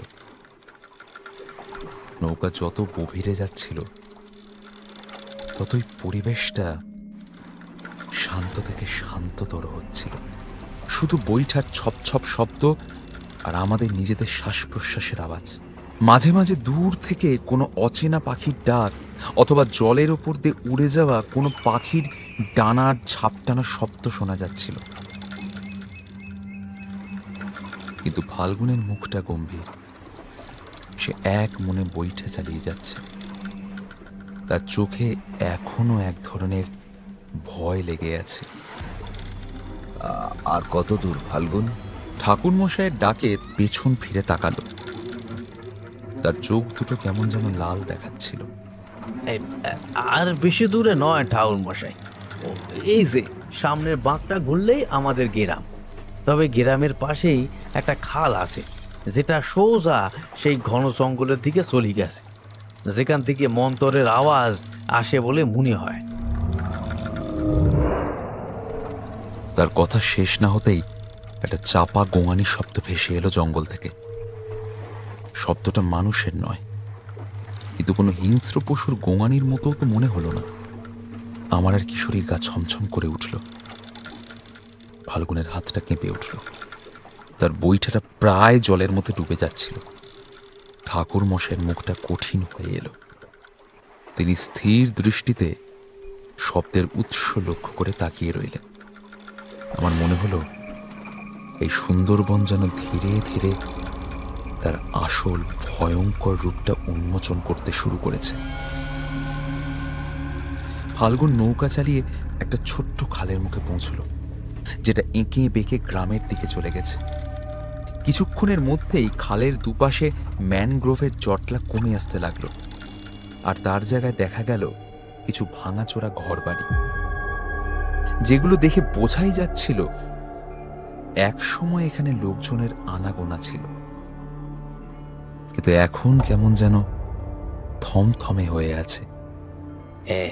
ঠাকুর মশাই, এইটাই আমাদের গ্রাম। ফাল্গুন বলে উঠল, তার গলায় চাপা ভয়। নৌকা ভিড়তেই ফাল্গুন লাফিয়ে নামল। আমরাও তাকে অনুসরণ করলাম। গ্রামের পরিবেশটা কেমন যেন অস্বস্তিকর। দিনের আলো ফোটার পরেও কেমন যেন একটা অন্ধকার ছায়া পুরো গ্রামটাকে গ্রাস করে রেখেছে। কয়েকটা ঘর থেকে উঁকি দিচ্ছিল ভীত গ্রামবাসীরা। তাদের চোখে স্পষ্ট অবিশ্বাস আর কৌতূহল। ফাল্গুন তাদের দিকে তাকিয়ে গলা উঁচিয়ে ডাকলো, ও মন্ডলেরা, সর্দার, এ দেখো দেখো কে এইছে, দেখো। কিছুক্ষণের মধ্যেই কয়েকজন প্রবীণ গ্রামবাসী বেরিয়ে এলেন। তাদের মুখে গভীর দুশ্চিন্তার ছাপ। ফাল্গুনের সাথে তারা কথা বলতে শুরু করতেই ফাল্গুন তাদের কাছে তারানাথের পরিচয় দিল। সে তারানাথের অলৌকিক ক্ষমতার কথা ফলাও করে বলতে শুরু করলো, যে কিভাবে তিনি তার নাম, তার বাবার নাম, গ্রামের সমস্যার কথা, এমনকি তার ছোট ভাইয়ের নিখোঁজ হওয়ার কথাটাও জানেন। এই কথাগুলো বিদ্যুৎ গতিতে গ্রামের এক প্রান্ত থেকে অন্য প্রান্তে ছড়িয়ে পড়ল। নিমেষে তারানাথ যে একজন তান্ত্রিক বা অলৌকিক ক্ষমতার অধিকারী, এই ধারণা গ্রামবাসীদের মনে গেঁথে গেল। ধীরে ধীরে আরো লোক জড়ো হতে লাগলো। তাদের চোখে একই সঙ্গে অবিশ্বাস, ভয় আর একটা নতুন আশার আলো। ঠাকুরমশাই তাদের দিকে তাকিয়ে মৃদু হাসলেন। তারপর গম্ভীর গলায় বললেন, আমি তোমাদের কষ্ট বুঝতে পারছি। আমি এখানে এসেছি তোমাদের সাহায্য করতে। তোমাদের যা বলার আছে নির্দ্বিধায় বলো। একজন বৃদ্ধ, যার চুল দাড়ি সাদা হয়ে গেছে, কাঁপতে কাঁপতে এগিয়ে এলেন। ঠাকুর মশাই, আমরা বড় বিপদে পড়েছি। গত 1 মাস ধরে এই গ্রামটার ওপরে শনি লেগেছে। ছেলে বুড়ো সবাই যেন ভয়ে কাঁটা হয়ে আছে। রাতের বেলা কেউ ঘর থেকে বেরোনোর সাহসটুকু পায় না। খালি মনে হয় যেন গ্রামের চারপাশে অদৃশ্য কিছু একটা ঘিরে আছে। আমারই মেয়ে মঙ্গলি ঠাকুর মশাই গত অমাবস্যার রাতে হারিয়ে গেল। আমরা কত খুঁজলাম, কিন্তু কিছুই পেলাম না। শুধু জঙ্গলের ধারে ওর কাপড় চোপড় গুলো। তিনি আর কথা বলতে পারলেন না, কান্নায় ভেঙে পড়লেন।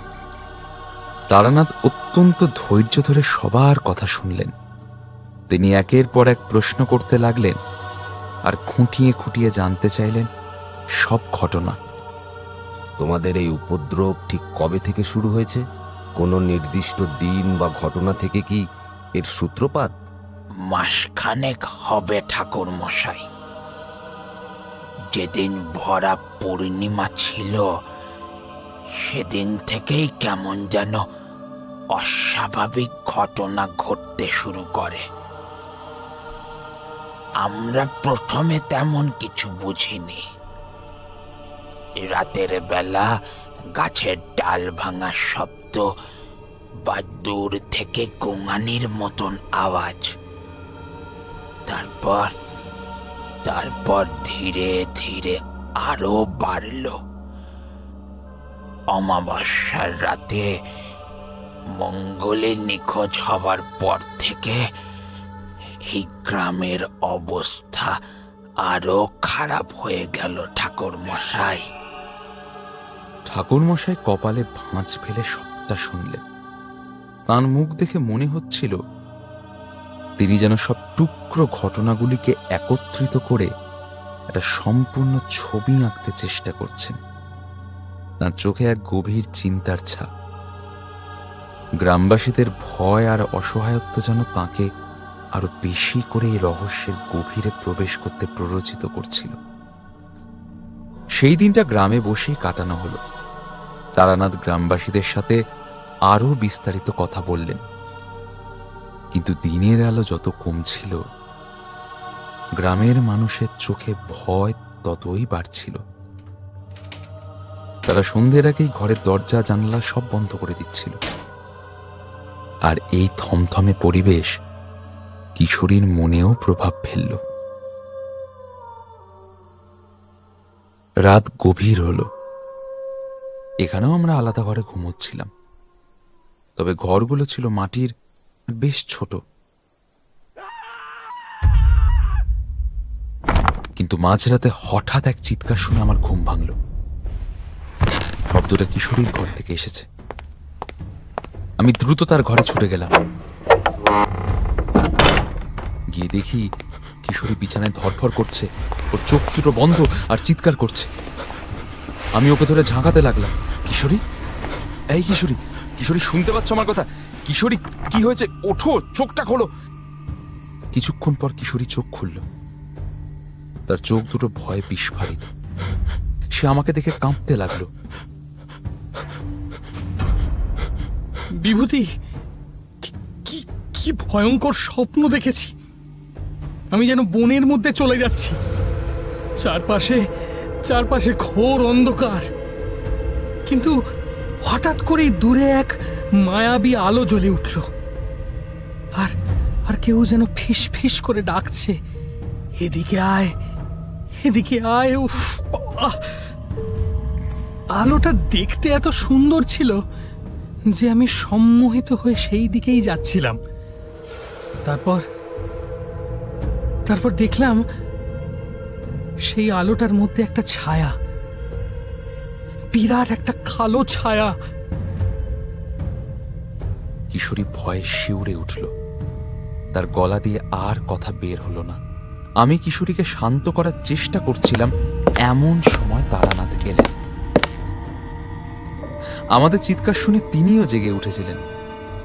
কিশোরীর মুখে স্বপ্নের কথা শুনে তারানাথ কিছুক্ষণ চুপ করে রইলেন। তারপর তিনি গভীর চিন্তায় মগ্ন হয়ে বললেন, তোমার স্বপ্নটা খুব গুরুত্বপূর্ণ কিশোরী। এদিকে আয়। এ ডাকটা কোনো সাধারণ ডাক নয়, এটা মায়াবী শক্তির আহ্বান। আর সেই আলো, সুন্দরবনের গভীরে এমন অনেক শক্তি আছে যা মানুষকে আকর্ষণ করে, তাদের কাছে টেনে নেয়।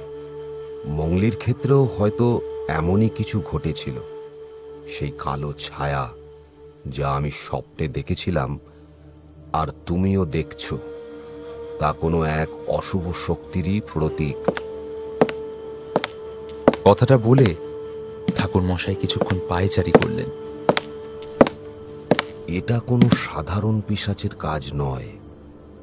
সাধারণ পিশাচের এমন সূক্ষ্ম মায়াবী শক্তি থাকে না। এটা হয়তো আরো শক্তিশালী কিছু, যা মানুষের মনকে নিয়ন্ত্রণ করতে পারে। সেই রাতে তারানাথ আর ঘুমোতে পারলেন না। আমরা সবাই ঘুমোলে তিনি চুপচাপ বেরিয়ে পড়লেন।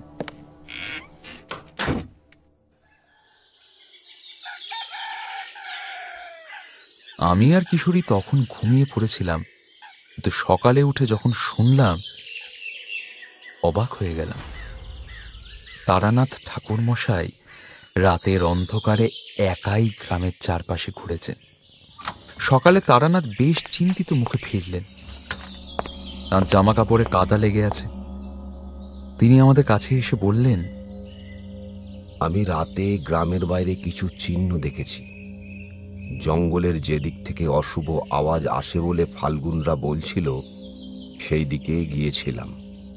একটা ভেজা মাটির দলা দেখালেন তিনি, যেখানে স্পষ্ট কিছু পদচিহ্ন লেগেছিল। এই পদচিহ্নগুলো মানুষের মতো, কিন্তু বেশ বড় আর অস্বাভাবিক রকমের গভীর। মনে হচ্ছে যারা হেঁটেছে তাদের ওজন অনেক বেশি, অথবা তারা দ্রুত গতিতে দৌড়াচ্ছিল।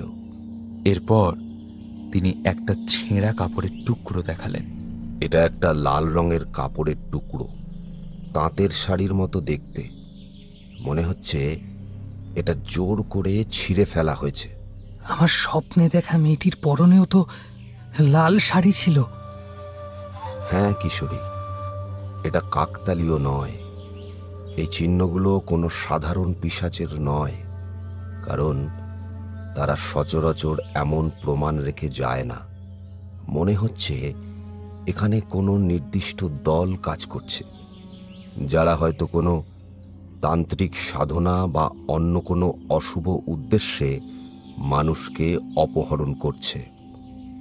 এই সুন্দরবনে বনবিবি আর ডাকাতদের অনেক পুরনো কাহিনী প্রচলিত আছে। মানুষ যখনই অতিরিক্ত লোভী হয়েছে বা প্রকৃতির নিয়ম ভেঙেছে, তখনই বনবিবি তাদের শাস্তি দিয়েছেন। কিন্তু এই ঘটনাটা ভিন্ন। এটা কোনো প্রাকৃতিক প্রতিশোধের মতো মনে হচ্ছে না, বরং মনে হচ্ছে কোনো মানুষ হয়তো এই অশুভ কর্মকাণ্ডের পেছনে জড়িত, আর তারা হয়তো কোনো পুরনো শক্তিকে কাজে লাগানোর চেষ্টা করছে। বনবিবি কি তাদের ওপর রুষ্ট হয়েছেন, নাকি এই মানুষগুলোই বনবিবির প্রভাবকে অতিক্রম করে তাদের নিজস্ব অশুভ শক্তিকে জাগিয়ে তুলছে? ফাল্গুন, এই গ্রামে কি কোনো পুরনো ডাকাতদের আস্তানা বা তাদের কার্যকলাপ সম্পর্কে কোনো কাহিনী প্রচলিত আছে? অথবা এমন কোনো তান্ত্রিকের কথা যে এখানে সাধনা করত? হ্যাঁ ঠাকুর মশাই, ডাকাতের কথা তো সবাই জানে, তবে এখন তো তারা আর নাই। আর তান্ত্রিকের কথা, সে তো অনেক পুরনো দিনের কথা। এটা কেন জিজ্ঞাসা করছেন? এবার তারানাথ কিছুক্ষণ চুপ করে রইলেন। তার চোখে নতুন এক রহস্যের ছায়া। কারণ আমার মনে হচ্ছে এই সব কিছুর পেছনে কোনো পুরনো সংযোগ আছে, যা হয়তো এই ডাকাত বা তান্ত্রিকদের ইতিহাসের সঙ্গে জড়িত। এই অশুভ শক্তি নতুন কিছু নয়, বরং পুরনো কোনো কিছুর পুনরুত্থান। কিন্তু ঠাকুর মশাইয়ের মুখে এমন কথা শুনে ফাল্গুনের চোখ কপালে উঠল। সে ইতস্তত করে বলল, ঠাকুর মশাই, ডাকাতদের কথা তো শুনিছি, এই যে অভিশাপের কথা কইতাছেন, এইটা তো শুধু প্রবীণদের মুখে মুখেই ফেরে, কেউ বিশ্বাস করে না। কিশোরীর স্বপ্ন, নিখোঁজ হওয়া মেয়েটা আর জঙ্গলে পাওয়া এই চিহ্নগুলো কোনো বিচ্ছিন্ন ঘটনা নয় ফাল্গুন। সব কিছুর পেছনে একটা সুতো আছে, যা এই গ্রামের পুরনো ইতিহাস আর হয়তো সেই অভিশাপের সঙ্গে জড়িয়ে আছে। ফাল্গুনকে নিয়ে তারানাথ গ্রামের সবচেয়ে প্রবীণ মানুষটির কাছে গেলেন। অশীতিপর সেই বৃদ্ধ, তার নাম হরিচরণ। তার চোখ প্রায় বুজে এসেছে, চামড়া কুঁচকে গেছে। তারানাথ তাঁর কাছে সেই বনবিবির ভক্ত সেই মহিলার কথা জানতে চাইলেন। হরিচরণ কাঁপতে কাঁপতে বলতে শুরু করলেন, যেন বহু পুরনো এক ঘুমন্ত স্মৃতিকে তিনি জাগিয়ে তুলেছেন। বহু বহু বছর আগের কথা ঠাকুর মশাই। তখন এই সুন্দরবনে ডাকাতদের রাজত্ব ছিল। তারা ছিল ভয়ঙ্কর, কারোর ধার ধারত না। গ্রামের মানুষ তাদের ভয়ে তটস্থ থাকত। আর সেই সময়ই ছিল এক নিষ্পাপ মেয়ে, তার নাম মাধবী। সে ছিল বনবিবি একনিষ্ঠ ভক্ত। সারা দিন বনে বনে ঘুরে মধু আর ফলমূল সংগ্রহ করত। তার রূপে আর সরলতায় গ্রামের সবাই মুগ্ধ ছিল। একদিন সেই ডাকাতরা তাকে তুলে নিয়ে গেল। জঙ্গলের গভীরে নিয়ে গিয়ে তারা তাকে নরপিশাচের মতো বেঁধে ফেলে রেখে দিল এবং তার বেশ কিছুদিন অনাহারে কাটল। হরিচরণের গলাটা ধরে এলো, তার চোখ দিয়ে দুফোঁটা জল গড়িয়ে পড়ল। একটু থেমে তিনি আবার বলতে শুরু করলেন, মাধবী মরে যাওয়ার আগে নাকি শপথ নিয়েছিল। সেটা কি বলেছিল, আমি মরছি ঠিকই, কিন্তু আমার আত্মা এই বন ছেড়ে যাবে না। যারা আমার সর্বনাশ করেছে তারা এবং তাদের বংশধরদের আমি এক এক করে শেষ করব। এই বনের প্রতিটি পাতায় আমার কান্না মিশে থাকবে, আর আমার প্রতিশোধের আগুনে জ্বলবে। অনেকেই বলেছিল তার শেষের শব্দগুলো নাকি বাতাসের সঙ্গে মিশে গিয়েছে, আর বনের প্রতিটি গাছে তার প্রতিধ্বনিও শোনা গিয়েছিল। এই কথা শুনে কিশোরীর শরীর হিম হয়ে গেল। তার স্বপ্নে দেখা সেই কালো ছায়া আর বৃদ্ধ মাঝির গল্পের মাধবী সবকিছু কেমন যেন মিলে যাচ্ছে। তারানাথ গভীর মনোযোগ দিয়ে শুনছিলেন সবটা। মাধবীর মৃত্যুর পর ঠিক কি কি ঘটেছিল? তার মৃত্যুর পর থেকেই গ্রামে অদ্ভুত ঘটনা ঘটতে শুরু করে। প্রথমে অল্প স্বল্প।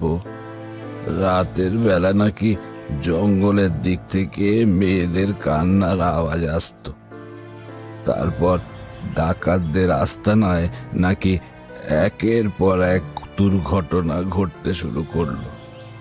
কেউ বলল বিষাক্ত সাপের কামড়ে মারা গেল, কেউ বলল বাঘের আক্রমণ, আবার কেউ বলল অদৃশ্য কোনো শক্তির হাতে। আর তারপর কিছুদিনের মধ্যেই সেই ডাকাত দল নাকি পুরোপুরি শেষ হয়ে গিয়েছিল। তারপর অনেক দিন শান্তি ছিল, কিন্তু গত কয়েক বছর ধরে আবার সেই পুরনো উপদ্রব শুরু হয়েছে ঠাকুর মশাই। বিশেষ করে অমাবস্যার রাতে কেউ কেউ বলছে মাধবীর আত্মা নাকি বনের প্রতিহিংসা পরায়ণ আত্মায় পরিণত হয়েছে, প্রতিশোধ নিচ্ছে। সে এখন শুধু ডাকাতদের নয়, যারা বনকে অসম্মান করছে তাদেরও শাস্তি দিচ্ছে।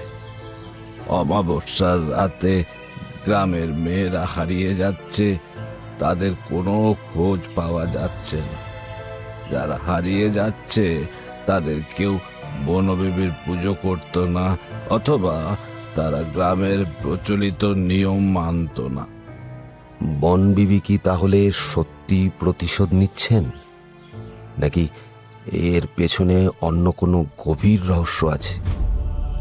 মাধবীর অভিশাপের সঙ্গে মঙ্গলীর অন্তর্ধান এবং অন্যান্য অস্বাভাবিক ঘটনার কি সম্পর্ক, সেটাই এখন আমাদের কাছে বড় প্রশ্ন ঠাকুরমশাই।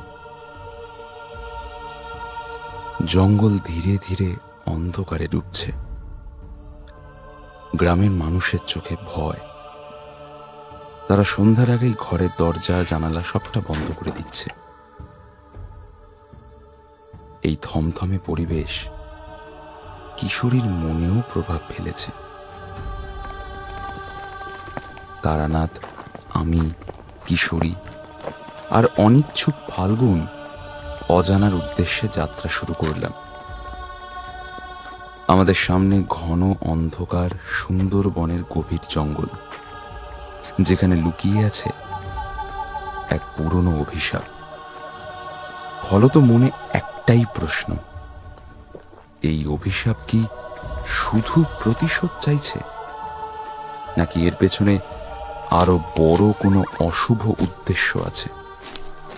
ফাল্গুন যদিও ভয় কুঁকড়েছিল, কিন্তু তারানাথের নির্দেশে সে বাধ্য হলো পথ দেখাতে। বনের ভেতরে প্রবেশ করার সাথে সাথেই এক অদ্ভুত নিস্তব্ধতা তাদের ঘিরে ধরল। দিনের আলোয় যে বন সজীব দেখায়, রাতের অন্ধকারে তা যেন এক ভিন্ন রূপ ধারণ করেছে।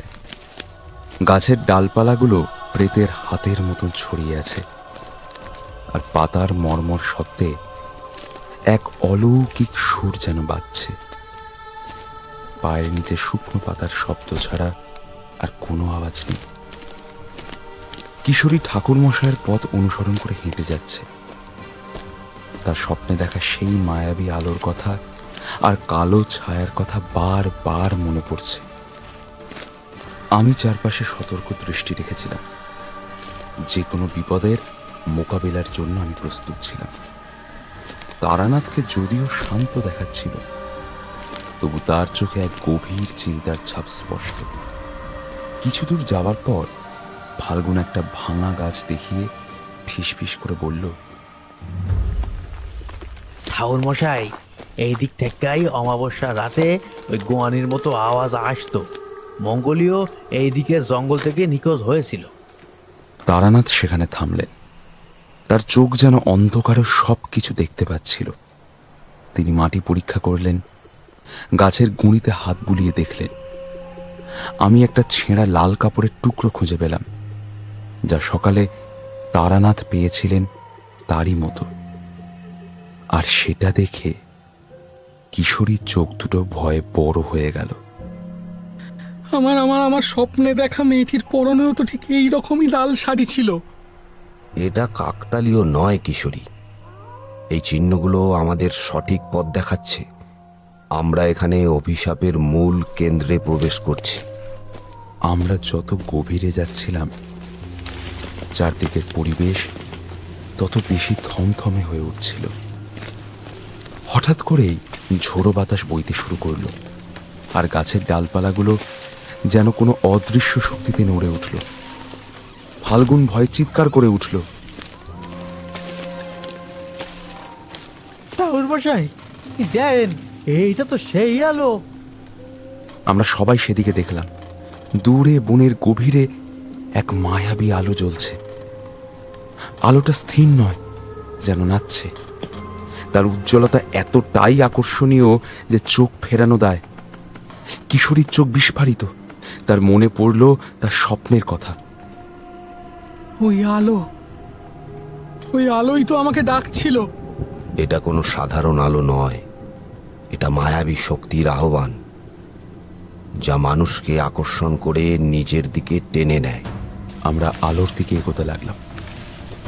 আলো যত কাছে আসছে ততই তার উজ্জ্বলতা বাড়ছে।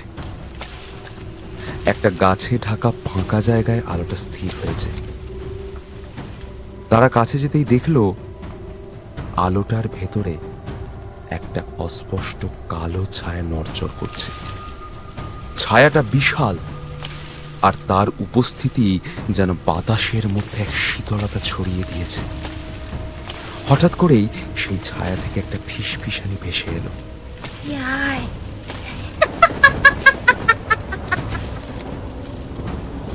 কিশোরী ভয়ে কাঁপতে লাগলো, কিন্তু তার চোখ সেই আলোর দিকে নিবদ্ধ। তারানাথ দ্রুত মন্ত্র পড়তে শুরু করলেন। তার মুখ কঠিন, আর চোখ দুটি যেন সেই ছায়ার গভীরতা মাপার চেষ্টা করছে। তিনি বুঝতে পারছিলেন এটা কোনো সাধারণ পিশাচের কাজ নয়, এটা আরো শক্তিশালী কিছু, যা মানুষের মনকে নিয়ন্ত্রণ করতে পারে। ঠাকুরমশাইয়ের মন্ত্রপাঠের সাথে সাথে বাতাসে একটা অদ্ভুত কম্পন তৈরি হলো। ওই ফিসফিসানিটা আরো জোরালো হলো, যেন শত শত কণ্ঠস্বর একসঙ্গে বলতে চাইছে, কিন্তু তাদের ভাষাটা স্পষ্ট নয়। ওই কালো ছায়াটা আরো ঘন হলো, আর তার মধ্যে থেকে দুটি জ্বলন্ত চোখ তারানাথের দিকে স্থির হয়ে তাকিয়ে রইল। ভয়ে ফাল্গুনের প্রাণ বেরিয়ে যাওয়ার উপক্রম। সে তারানাথের পেছনে আশ্রয় নিল, কিন্তু কিশোরী যেন এক অদ্ভুত মোহে আচ্ছন্ন। সেই আলো আর ছায়ের আকর্ষণ তাকে ক্রমশ নিজের দিকে টানছে। তারানাথ কিশোরীর হাতটা শক্ত করে চেপে ধরলেন। এইও না কিশোরী, এটা তোমার মনকে বশ করার চেষ্টা করছে। ঠাকুর মশাইয়ের কণ্ঠস্বর একটা দৃঢ়তা ছিল, কিন্তু সেটা কিশোরীর মোহ কাটানোর জন্য যথেষ্ট ছিল না। সে যেন মন্ত্রমুগ্ধের মতো ওই আলোর দিকে এক পা করে এগোতে চাইছে। আমি দ্রুত কিশোরের অন্য হাত ধরে তাকে টেনে ধরলাম। এই শক্তির সঙ্গে আমরা পরিচিত নই, তাই তাড়াহুড়ো করে কোনো ভুল করা যাবে না। ঠাকুরমশাই মন্ত্রপাঠ চালিয়ে গেলেন, আর তার কণ্ঠস্বর ধীরে ধীরে শক্তিশালী হতে শুরু করলো। মন্ত্রের প্রভাবে কালো ছায়াটা যেন একটু কেঁপে উঠল, তার তীব্রতা যেন সামান্য কমে এলো। হঠাৎ করেই ওই আলোটার ভেতর থেকে একটা নারীর আকৃতি ফুটে উঠল। সে আকৃতি অস্পষ্ট, কিন্তু তার পরনে যে লাল শাড়ি, তা কিশোরীর স্বপ্নে দেখা মেয়েটির শাড়ির সঙ্গে হুবহু মিলে যায়। আর এই দৃশ্য দেখতে পেয়ে কিশোরী প্রায় আর্তনাদ করে উঠল। মাধবী! মাধবী? তুমি নিশ্চিত কিশোরী? হ্যাঁ ঠাকুর মশাই, এই চোখ, এই রূপ আমি ভুলতে পারবো না। কিন্তু মাধবীর আকৃতিটা যেন স্থির নয়, সেটা ক্রমাগত পরিবর্তিত হচ্ছে। কখনো সেটা স্পষ্ট হচ্ছে, কখনো আবার অস্পষ্ট হয়ে মিলিয়ে যাচ্ছে। একটা গভীর দীর্ঘশ্বাস যেন বনের ভেতরে ছড়িয়ে পড়ল, আর সেই দীর্ঘশ্বাসে একটা চাপা যন্ত্রণা আর ক্রোধ লুকিয়েছিল। ঠাকুরমশাই এবার কালো ছায়ার দিকে সরাসরি তাকালেন। কে তুমি? কেন মাধবীর রূপ ধারণ করেছ? মঙ্গলির অন্তর্ধানের পেছনে তোমার কি উদ্দেশ্য? ছায়াটা আবার কেঁপে উঠল, আর এবার একটা কর্কশ হাসি বনের নিস্তব্ধতা ভঙ্গ করল। আমি এই বনের আত্মা। আমি সেই যন্ত্রণা, সেই বিশ্বাসঘাতকতার ফল, যা মাধবীর উপর ছাপানো হয়েছিল।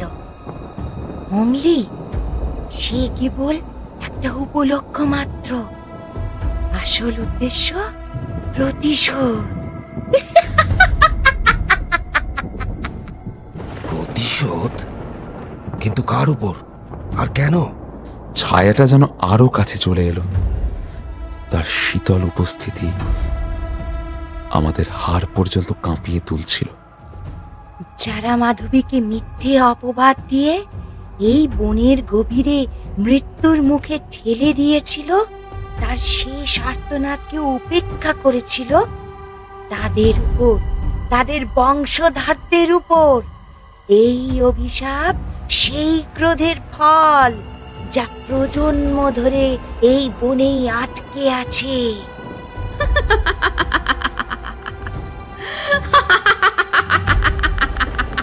কিশোরীর চোখ তখনও আলোর দিকে। এবার ঠাকুরমশাই কোমল কণ্ঠে বললেন, কিন্তু মাধবী তো নিরপরাধ ছিল, তাই না? গ্রামবাসীরা তাকে ভুল বুঝেছিল। ভুল বোঝা? তারা তাকে ডাইনি বলে অপবাদ দিয়েছিল, তার জীবনটা নষ্ট করে দিয়েছিল। মঙ্গলি ছিল তাদেরই একজন যারা এই অভিশাপের শিকার হয়েছে।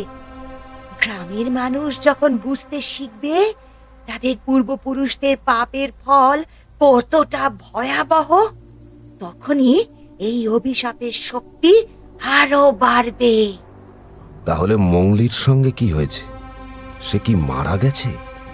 সেই ছায়াটা এবার একটা অদ্ভুত শব্দ করল।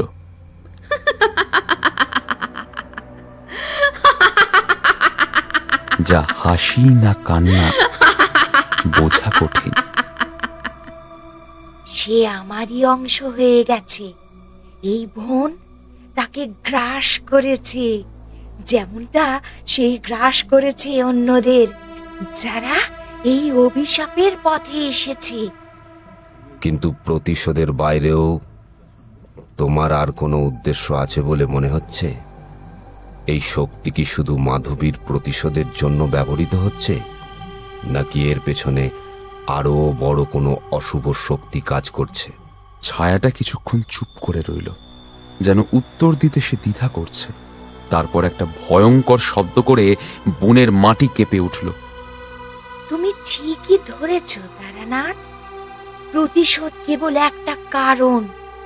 এই বনের গভীরে এমন এক শক্তি গুপ্ত আছে যা যদি জাগ্রত হয় তবে শুধু এই গ্রাম নয়, পুরো সুন্দরবন, এমনকি তার বাইরেও অন্ধকার চেয়ে যাবে। আমি সেই শক্তির প্রহরী, যা এই অভিশাপের মাধ্যমে প্রকাশিত হতে চাইছে। ভয়ে ফাল্গুনের জ্ঞান হারানোর উপক্রম। সে বিড়বিড় করে বলল, ঠাকুর মশাই, আমরা কি পারবো ওই অভিশাপ থেকে বাঁচতে? আমরা অবশ্যই পারব। মাধবীর আত্মা হয়তো প্রতিশোধ চাইছে, কিন্তু তার আড়ালে যে অশুভ শক্তি লুকিয়ে আছে তাকে থামাতে হবে। এই মায়াবী আলো, এই ফিসফিসানি, এই সবই সেই শক্তির প্রভাবে হচ্ছে। আমাদের এই শক্তির উৎস খুঁজে বের করতে হবে এবং তাকে চিরতরে ধ্বংস করতে হবে। ঠাকুরমশাইয়ের কথাটা শুনে ছায়াটা যেন ক্রুদ্ধ হয়ে উঠল। ওই আলোটা আরো উজ্জ্বল হয়ে উঠল, আর বাতাসে একটা তীব্র ঠান্ডা ছড়িয়ে পড়ল। সেই ফিসফিসানি আবার জোরালো হলো, যেন হাজারো ক্রুদ্ধ আত্মা একসঙ্গে আর্তনাদ করছে। গাছের ডালপালাগুলো যেন উন্মত্ত হয়ে নাচতে শুরু করলো। আমরা বুঝতে পারলাম আমরা একটা কঠিন পরীক্ষার মুখে দাঁড়িয়েছি। এই অভিশাপের মূল কেন্দ্র কেবল মাধবীর প্রতিশোধ নয়, এর পেছনে আরো বড়, আরো ভয়াবহ এক বিপদ লুকিয়ে আছে। এই সুন্দরবনের গভীরে যেখানে আলো আঁধারের লুকোচুরি খেলা, সেখানেই হয়তো সেই অশুভ শক্তির উৎস লুকিয়ে আছে। ছায়াটার ক্রোধ যখন বাড়তে লাগলো, ঠাকুরমশাই দ্রুত আরো শক্তিশালী মন্ত্র পাঠ করা শুরু করলেন। তার কণ্ঠস্বরে এমন এক শক্তি ছিল যা শুধু ফাল্গুন নয়, আমারও মনে সাহস জোগালো। ওই মন্ত্রের প্রভাবে ছায়াটা কিছুটা পিছু হটল, কিন্তু তার রাগ কমেনি। আলোটা তখনও তীব্রভাবে জ্বলছিল, যেন সেটা কোনো প্রাচীন অগ্নিকুণ্ড। এই শক্তিকে তোমরা আটকাতে পারবে না। আমি যুগ যুগ ধরে এই বনের গভীরে ঘুমিয়েছিলাম। মাধবীর অভিশাপ কেবল আমাকে জাগ্রত করার একটা মাধ্যম ছিল। এখন আমি মুক্ত, আর এই জায়গার উপরে আমার অধিকার প্রতিষ্ঠা করব। তুমি ভুলে যাচ্ছ, আমরাও এই প্রকৃতির অংশ। সৃষ্টির যে ক্ষমতা আছে, ধ্বংসেরও সেই শক্তি আছে। কিন্তু এই ধ্বংসের উদ্দেশ্য যদি অশুভ হয়, তবে তার রুখতে আমি শুভ শক্তির দ্বারা প্রস্তুত। এই কথা বলার সাথে সাথেই তারানাথ তার ঝোলা থেকে একটা রূপোর নকশাযুক্ত ছোট্ট কলসি বার করলেন। ওই কলসিটি থেকে একটা হালকা নীল আভা বিচ্ছুরিত হচ্ছিল, যা অন্ধকার বনের মধ্যে এক অদ্ভুত পবিত্রতা নিয়ে এলো। এই আলোটা দেখে ছায়াটা যেন কিছুটা অস্থির হয়ে উঠল। ফাল্গুন ফিসফিস করে বলে উঠল, ঠাকুর মশাই, ওইটা কি? তারানাথ উত্তর দিলেন না। তার সমস্ত মনোযোগ ছিল ওই কলসিটির দিকে। তিনি কলসিটির মুখ খুলে কিছু মন্ত্র আবৃত্তি করতে শুরু করলেন। একটা শীতল বাতাস বেরিয়ে এলো কলসিটির ভেতর থেকে, আর সেই বাতাস সরাসরি ছায়ার দিকে ধেয়ে গেল। ছায়াটা যেন শীতল প্রবাহে দুর্বল হয়ে পড়ল। তার আকার ছোট হতে শুরু করল। ওই আলোটাও ক্ষীণ হয়ে এলো। না না না, তোমরা আমাকে থামাতে পারবে না। আমার শক্তি এই বনের রন্ধ্রে রন্ধ্রে মিশে আছে। ছায়াটা যখন দুর্বল হচ্ছিল, তখন কিশোরী হঠাৎ করে জ্ঞান হারালো। আমি আর তারানাথ দ্রুত তার কাছে গেলাম। তার শরীর ঠান্ডা হয়ে গেছে, তার কপালে বিন্দু বিন্দু ঘাম। তারানাথ তার নাড়ি পরীক্ষা করে বললেন, মায়াজাল ওর উপরে প্রভাব ফেলেছে। মনে হচ্ছে অশুভ শক্তির প্রভাব তাকে দুর্বল করে তুলেছে। আমরা যখন কিশোরীকে নিয়ে ব্যস্ত, তখন ফাল্গুন একটা অদ্ভুত শব্দ করে উঠল। ওই দেখেন ঠাকুর মশাই, ওখানে ওখানে কিছু একটা নড়ছে। আমরা দেখতে পেলাম, যেখানে আগে আলো আর ছায়া ছিল, সেখানে এখন ঘন কালো ধোঁয়া কুণ্ডলি পাকিয়ে উপরের দিকে উঠছে। আর সেই ধোঁয়ার ভেতর থেকে একটা অবয়ব ধীরে ধীরে বেরিয়ে আসছে। অবয়বটা মানুষের মতো, কিন্তু তার আকার অস্বাভাবিকভাবে লম্বা, আর তার চোখ দুটো যেন জ্বলন্ত অঙ্গারের মতো। ভয়ে ফাল্গুনের জ্ঞান হারানোর উপক্রম। ঠাকুরমশাই দ্রুত আমাকে বললেন, কিশোরীকে নিয়ে ফাল্গুনের সাথে নিরাপদ জায়গায় যাও। এটা আরো ভয়ঙ্কর কিছু হতে চলেছে। না ঠাকুরমশাই, আমি আপনাকে একা ফেলে কোথাও যাব না। এটা কিছুতেই হতে পারে না। যাও, আমার এই কাজটা শেষ করতে হবে। তোমরা বিপদে পড়ো, সেটা আমি চাই না। তারানাথের কথার মধ্যে এমন একটা আত্মবিশ্বাস ছিল যে আমি দ্বিধা না করে কিশোরীকে নিয়ে পিছু হটতে শুরু করলাম। ফাল্গুন ভয়ে ভয়ে আমাদের অনুসরণ করলো।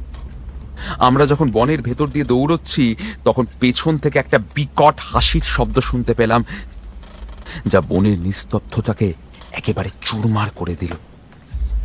আমরা কিছুটা দূরে গিয়ে একটা ঘন ঝোপের আড়ালে লুকিয়ে পড়লাম। সেখান থেকে আমরা স্পষ্ট ঠাকুরমশাইকে দেখতে পাচ্ছিলাম।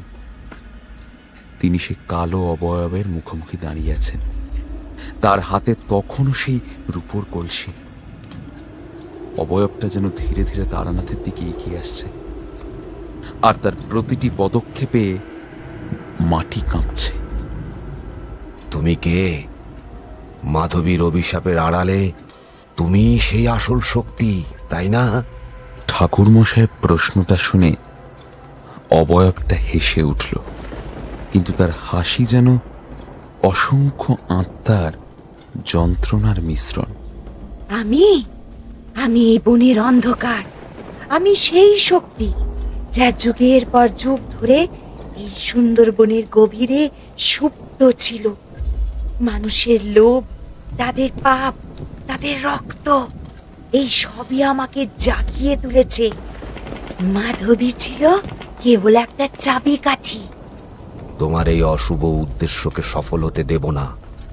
এই বনকে, এই জায়গাকে তুমি ধ্বংস করতে পারবে না। ঠাকুরমশাইয়ের এই কথাটা শুনেই অবয়বটা তাঁর দিকে আক্রমণাত্মক ভঙ্গিতে এগিয়ে এলো। তার দীর্ঘ হাত দুটো যেন তারানাথকে গ্রাস করতে চাইছে, কিন্তু তারানাথ অবিচল। তিনি কলসিটি তুলে ধরলেন, আর কলসি থেকে বেরিয়ে আসে নীল আলো অবয়বটাকে আঘাত করল। যন্ত্রণায় অবয়বটা আর্তনাদ করে উঠল, কিন্তু তার শক্তি তখনও প্রবল। আমি ফাল্গুনের দিকে তাকালাম। সে কাঁপছিল, কিন্তু তার চোখে একটা অদ্ভুত দৃঢ়তা দেখতে পেলাম। আমার মনে পড়ল ঠাকুর মশাইয়ের বলা কথাটা, এই বনের প্রতিটি গাছ, প্রতিটি পাতা, এমনকি প্রতিটি মানুষের আত্মা এই যুদ্ধের অংশ। তারানা তার সেই কালো অবয়বের যুদ্ধটা তখন চরম আকার ধারণ করেছে। নীল আলোর ঝলকানিতে বনটা বারবার আলোকিত হচ্ছে, আর অবয়বটার আর্তনাদ শুনে মনে হচ্ছে যেন বনের সমস্ত পাখি ডানা ঝাপটে উড়ে পালাচ্ছে।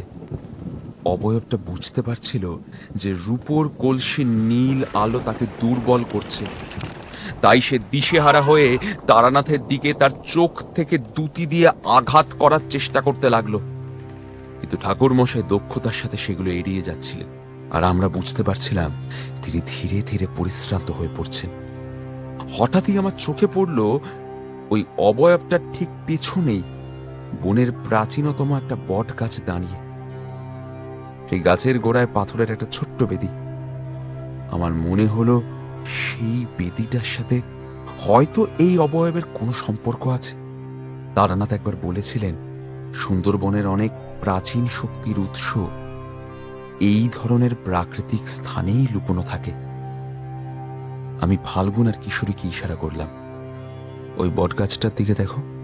ফাল্গুন আমার ইশারা অনুসরণ করে দেখল, আর ওর চোখেও একই প্রশ্ন ঝলসে উঠল। আমরা সন্তর্পণে কিছুটা পথ পেরিয়ে আরেকটু কাছে পৌঁছলাম। দেখলাম অবয়বটা যখনই নীল আলোর আঘাত পাচ্ছে তখনই যেন একটা অদৃশ্য শক্তি বটগাছের বেদি থেকে বেরিয়ে এসে তাকে সারিয়ে তুলছে। এইবার আমরা পরিষ্কার বুঝলাম সেই বেদিটাই অবয়বটার শক্তির উৎস। আমি ফাল্গুনকে বললাম, আমাদের ওই বেদিটা ধ্বংস করতে হবে। ফাল্গুন মাথা নাড়ল। কিশোরী তখনও ভয়ে কাঁপছে, কিন্তু ওর চোখের তারায় আমি সাহসের একটা ক্ষীণ আভাস দেখলাম। আমি বললাম, কিশোরী তুমি আমাদের সাথে থাকবে, একসঙ্গে থাকলে ভয়টা কম লাগবে তোমার। আমরা তিনজন সাবধানে ঝোপের আড়াল থেকে বেরিয়ে পড়লাম। ঠাকুরমশাই তখন সম্পূর্ণভাবে অবয়বটাকে ব্যস্ত রেখেছে। এটাই সুযোগ। আমরা বনের পাতা মারিয়ে খুব সন্তর্পণে বটগাছটার দিকে এগিয়ে গেলাম। অবয়বটা টের পেল না। যখন আমরা বেদিটার কাছাকাছি পৌঁছলাম তখন আমি দেখতে পেলাম বেদিটার ঠিক মাঝখানে একটা কালো স্ফটিক জ্বলজ্বল করছে, যা থেকে অদ্ভুত এক বিকিরণ বেরিয়ে আসছে। আমি উত্তেজিত হয়ে বললাম, ফাল্গুন, কিশোরী, তোমরা পাথর কুড়িয়ে আনো, যতটা বড় পারো কুড়িয়ে নিয়ে এসো।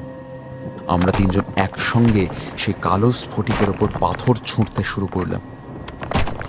প্রথম কয়েকটা পাথরে তেমন কিছু হলো না, কিন্তু যখনই একটা বড় পাথর ওই স্ফটিকটাকে আঘাত করলো সেটা ফাটতে শুরু করলো। একটা বিকট শব্দ হলো আর স্ফটিকটা টুকরো টুকরো হয়ে গেল। সাথে সাথেই একটা তীব্র আলোর ঝলকানি হলো আর বনের মধ্যে একটা অদ্ভুত শক্তি যেন কেঁপে উঠল। সেই আলোর তীব্রতায় অবয়বটা থমকে দাঁড়ালো। তার দেহ থেকে যেন শক্তি দ্রুত গতিতে বেরিয়ে যাচ্ছে। সে যন্ত্রণে চিৎকার করে উঠল। তার সেই হাসি এবার আর্তনাদে পরিণত হলো। ঠাকুরমশাই সুযোগ বুঝে দ্রুত অবয়বটার দিকে একটা গুঁড়ো ছুড়লেন। এবার আর অবয়বটা নিজেকে ধরে রাখতে পারল না। সে যেন ধোঁয়ার কুণ্ডলিতে মিশে যেতে শুরু করলো। তার অস্বাভাবিক লম্বা শরীরটা ধীরে ধীরে ছোট হয়ে আসতে লাগলো। জ্বলন্ত অঙ্গারের মতন তার চোখ দুটো যেন নিভে গেল। ধীরে ধীরে সেই ঘন কালো ধোঁয়া বিলীন হয়ে গেল, আর সেই অবয়বটা যেন হাওয়ায় মিশে গেল। বনের অন্ধকার শক্তি, মাধবীর অভিশাপের মূল উৎস, শেষ পর্যন্ত মুক্তি পেল। অবয়বটা বিলীন হতেই বনের মধ্যে একটা অদ্ভুত শান্তি নেমে এলো। সেই বিকট হাসির শব্দটা আর নেই, নেই কোনো ভয়ানক কম্পন, সেই মহিলার ভয়ানক হাসিটাও নেই। শুধু বনের নৈসর্গিক শব্দ, পাখির কিচিরমিচির আর পাতার মর্মরধ্বনি। ঠাকুরমশাই পরিশ্রান্ত হয়ে মাটিতে বসে পড়লেন। আমরা দ্রুত তার কাছে ছুটে গেলাম। ঠাকুরমশাই, আপনি ঠিক আছেন তো?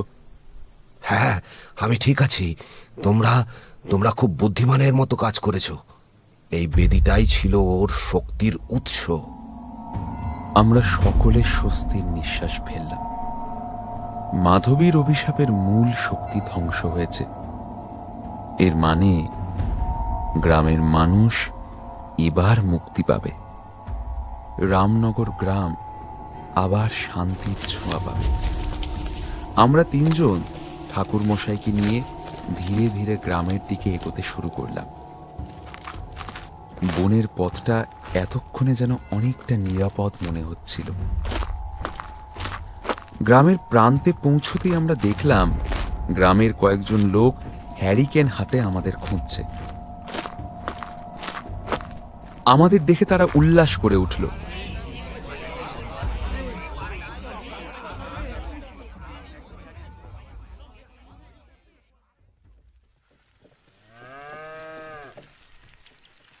পরদিন সকালে গ্রামের মোড়ল, বৈদ্য আর সমস্ত গুরুত্বপূর্ণ ব্যক্তিরা গ্রামে যে বাড়িতে আমরা ভাড়া নিয়েছিলাম সেই বাড়িতে উপস্থিত হলেন। তারানাথ তাদের সব কথা খুলে বললেন। কালো অবয়বের ধ্বংস আর মাধবীর অভিশাপ থেকে মুক্তির কথা শুনে গ্রামবাসীরা আনন্দে আত্মহারা হয়ে গেলেন। এখনো কাজ বাকি। অভিশাপ গেছে ঠিকই, কিন্তু বনের পবিত্রতা ফিরিয়ে আনতে হবে আর গ্রামের মানুষের মনে শান্তি প্রতিষ্ঠা করতে হবে। এর জন্য একটি বিরাট যজ্ঞের আয়োজন করতে হবে। সেই দিনই গ্রামবাসীরা বিশাল এক যজ্ঞের আয়োজন শুরু করল। গ্রামের মাঝখানে একটি খোলা জায়গা পরিষ্কার করে পবিত্র বেদি তৈরি করা হলো। নানা ধরনের পবিত্র কাঠ, ঘি, সুগন্ধি দ্রব্য, শস্য, ফুল আর ফল সংগ্রহ করা হলো। গ্রামের সমস্ত মানুষ দিন রাত এক করে যজ্ঞের প্রস্তুতিতে লেগে পড়ল। নির্দিষ্ট তিথিতে পূর্ণিমার রাতে বিরাট সেই যজ্ঞ শুরু হলো। ঠাকুরমশাই নিজেই প্রধান পুরোহিত হিসেবে যজ্ঞের সমস্ত মন্ত্রপাঠ করলেন।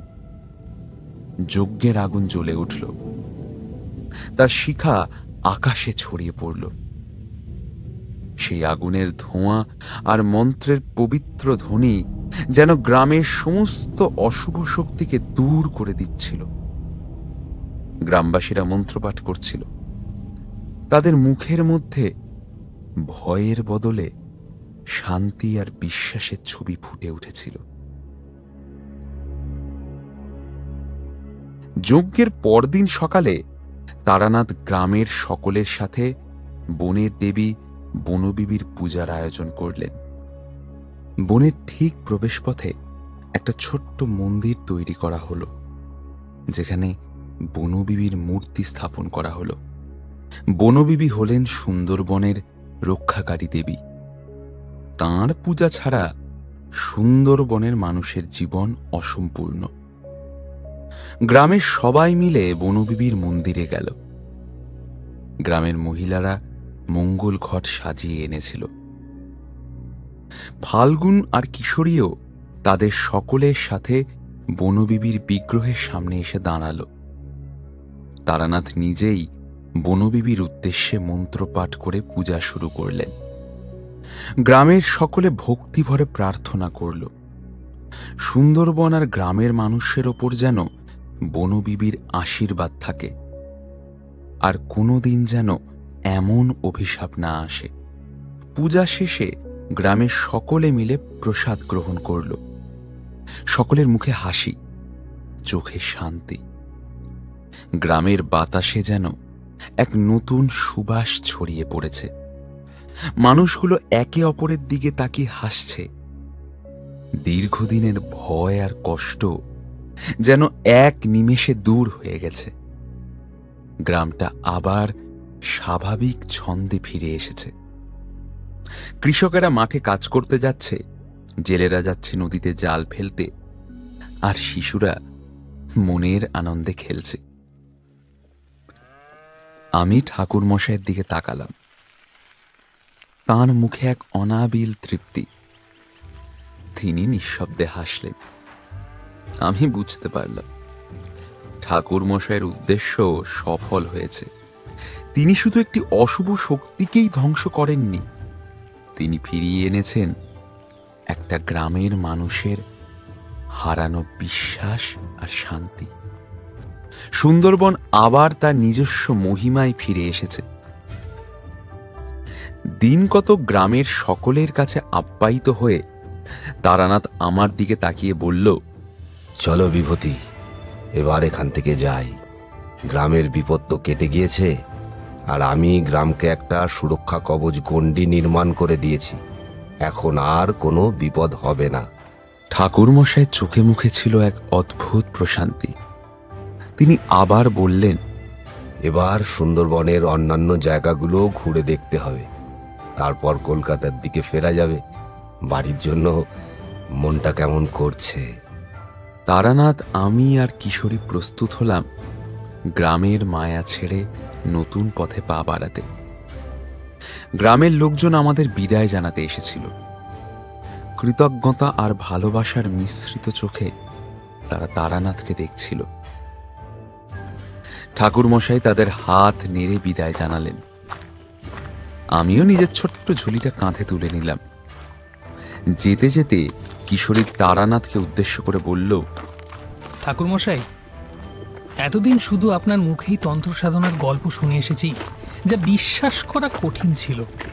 কিন্তু ওই দিন জঙ্গলের মধ্যে যে পরিমাণ সংঘর্ষ করতে দেখলাম আপনাকে, তাতে আমার চোখ আর কানের বিবাদ এবং বিশ্বাস দুই হ্রাস পেয়েছে।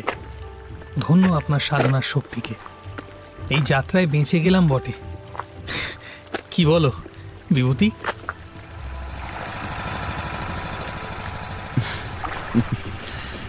যা বলেছ। নৌকা চলছিল।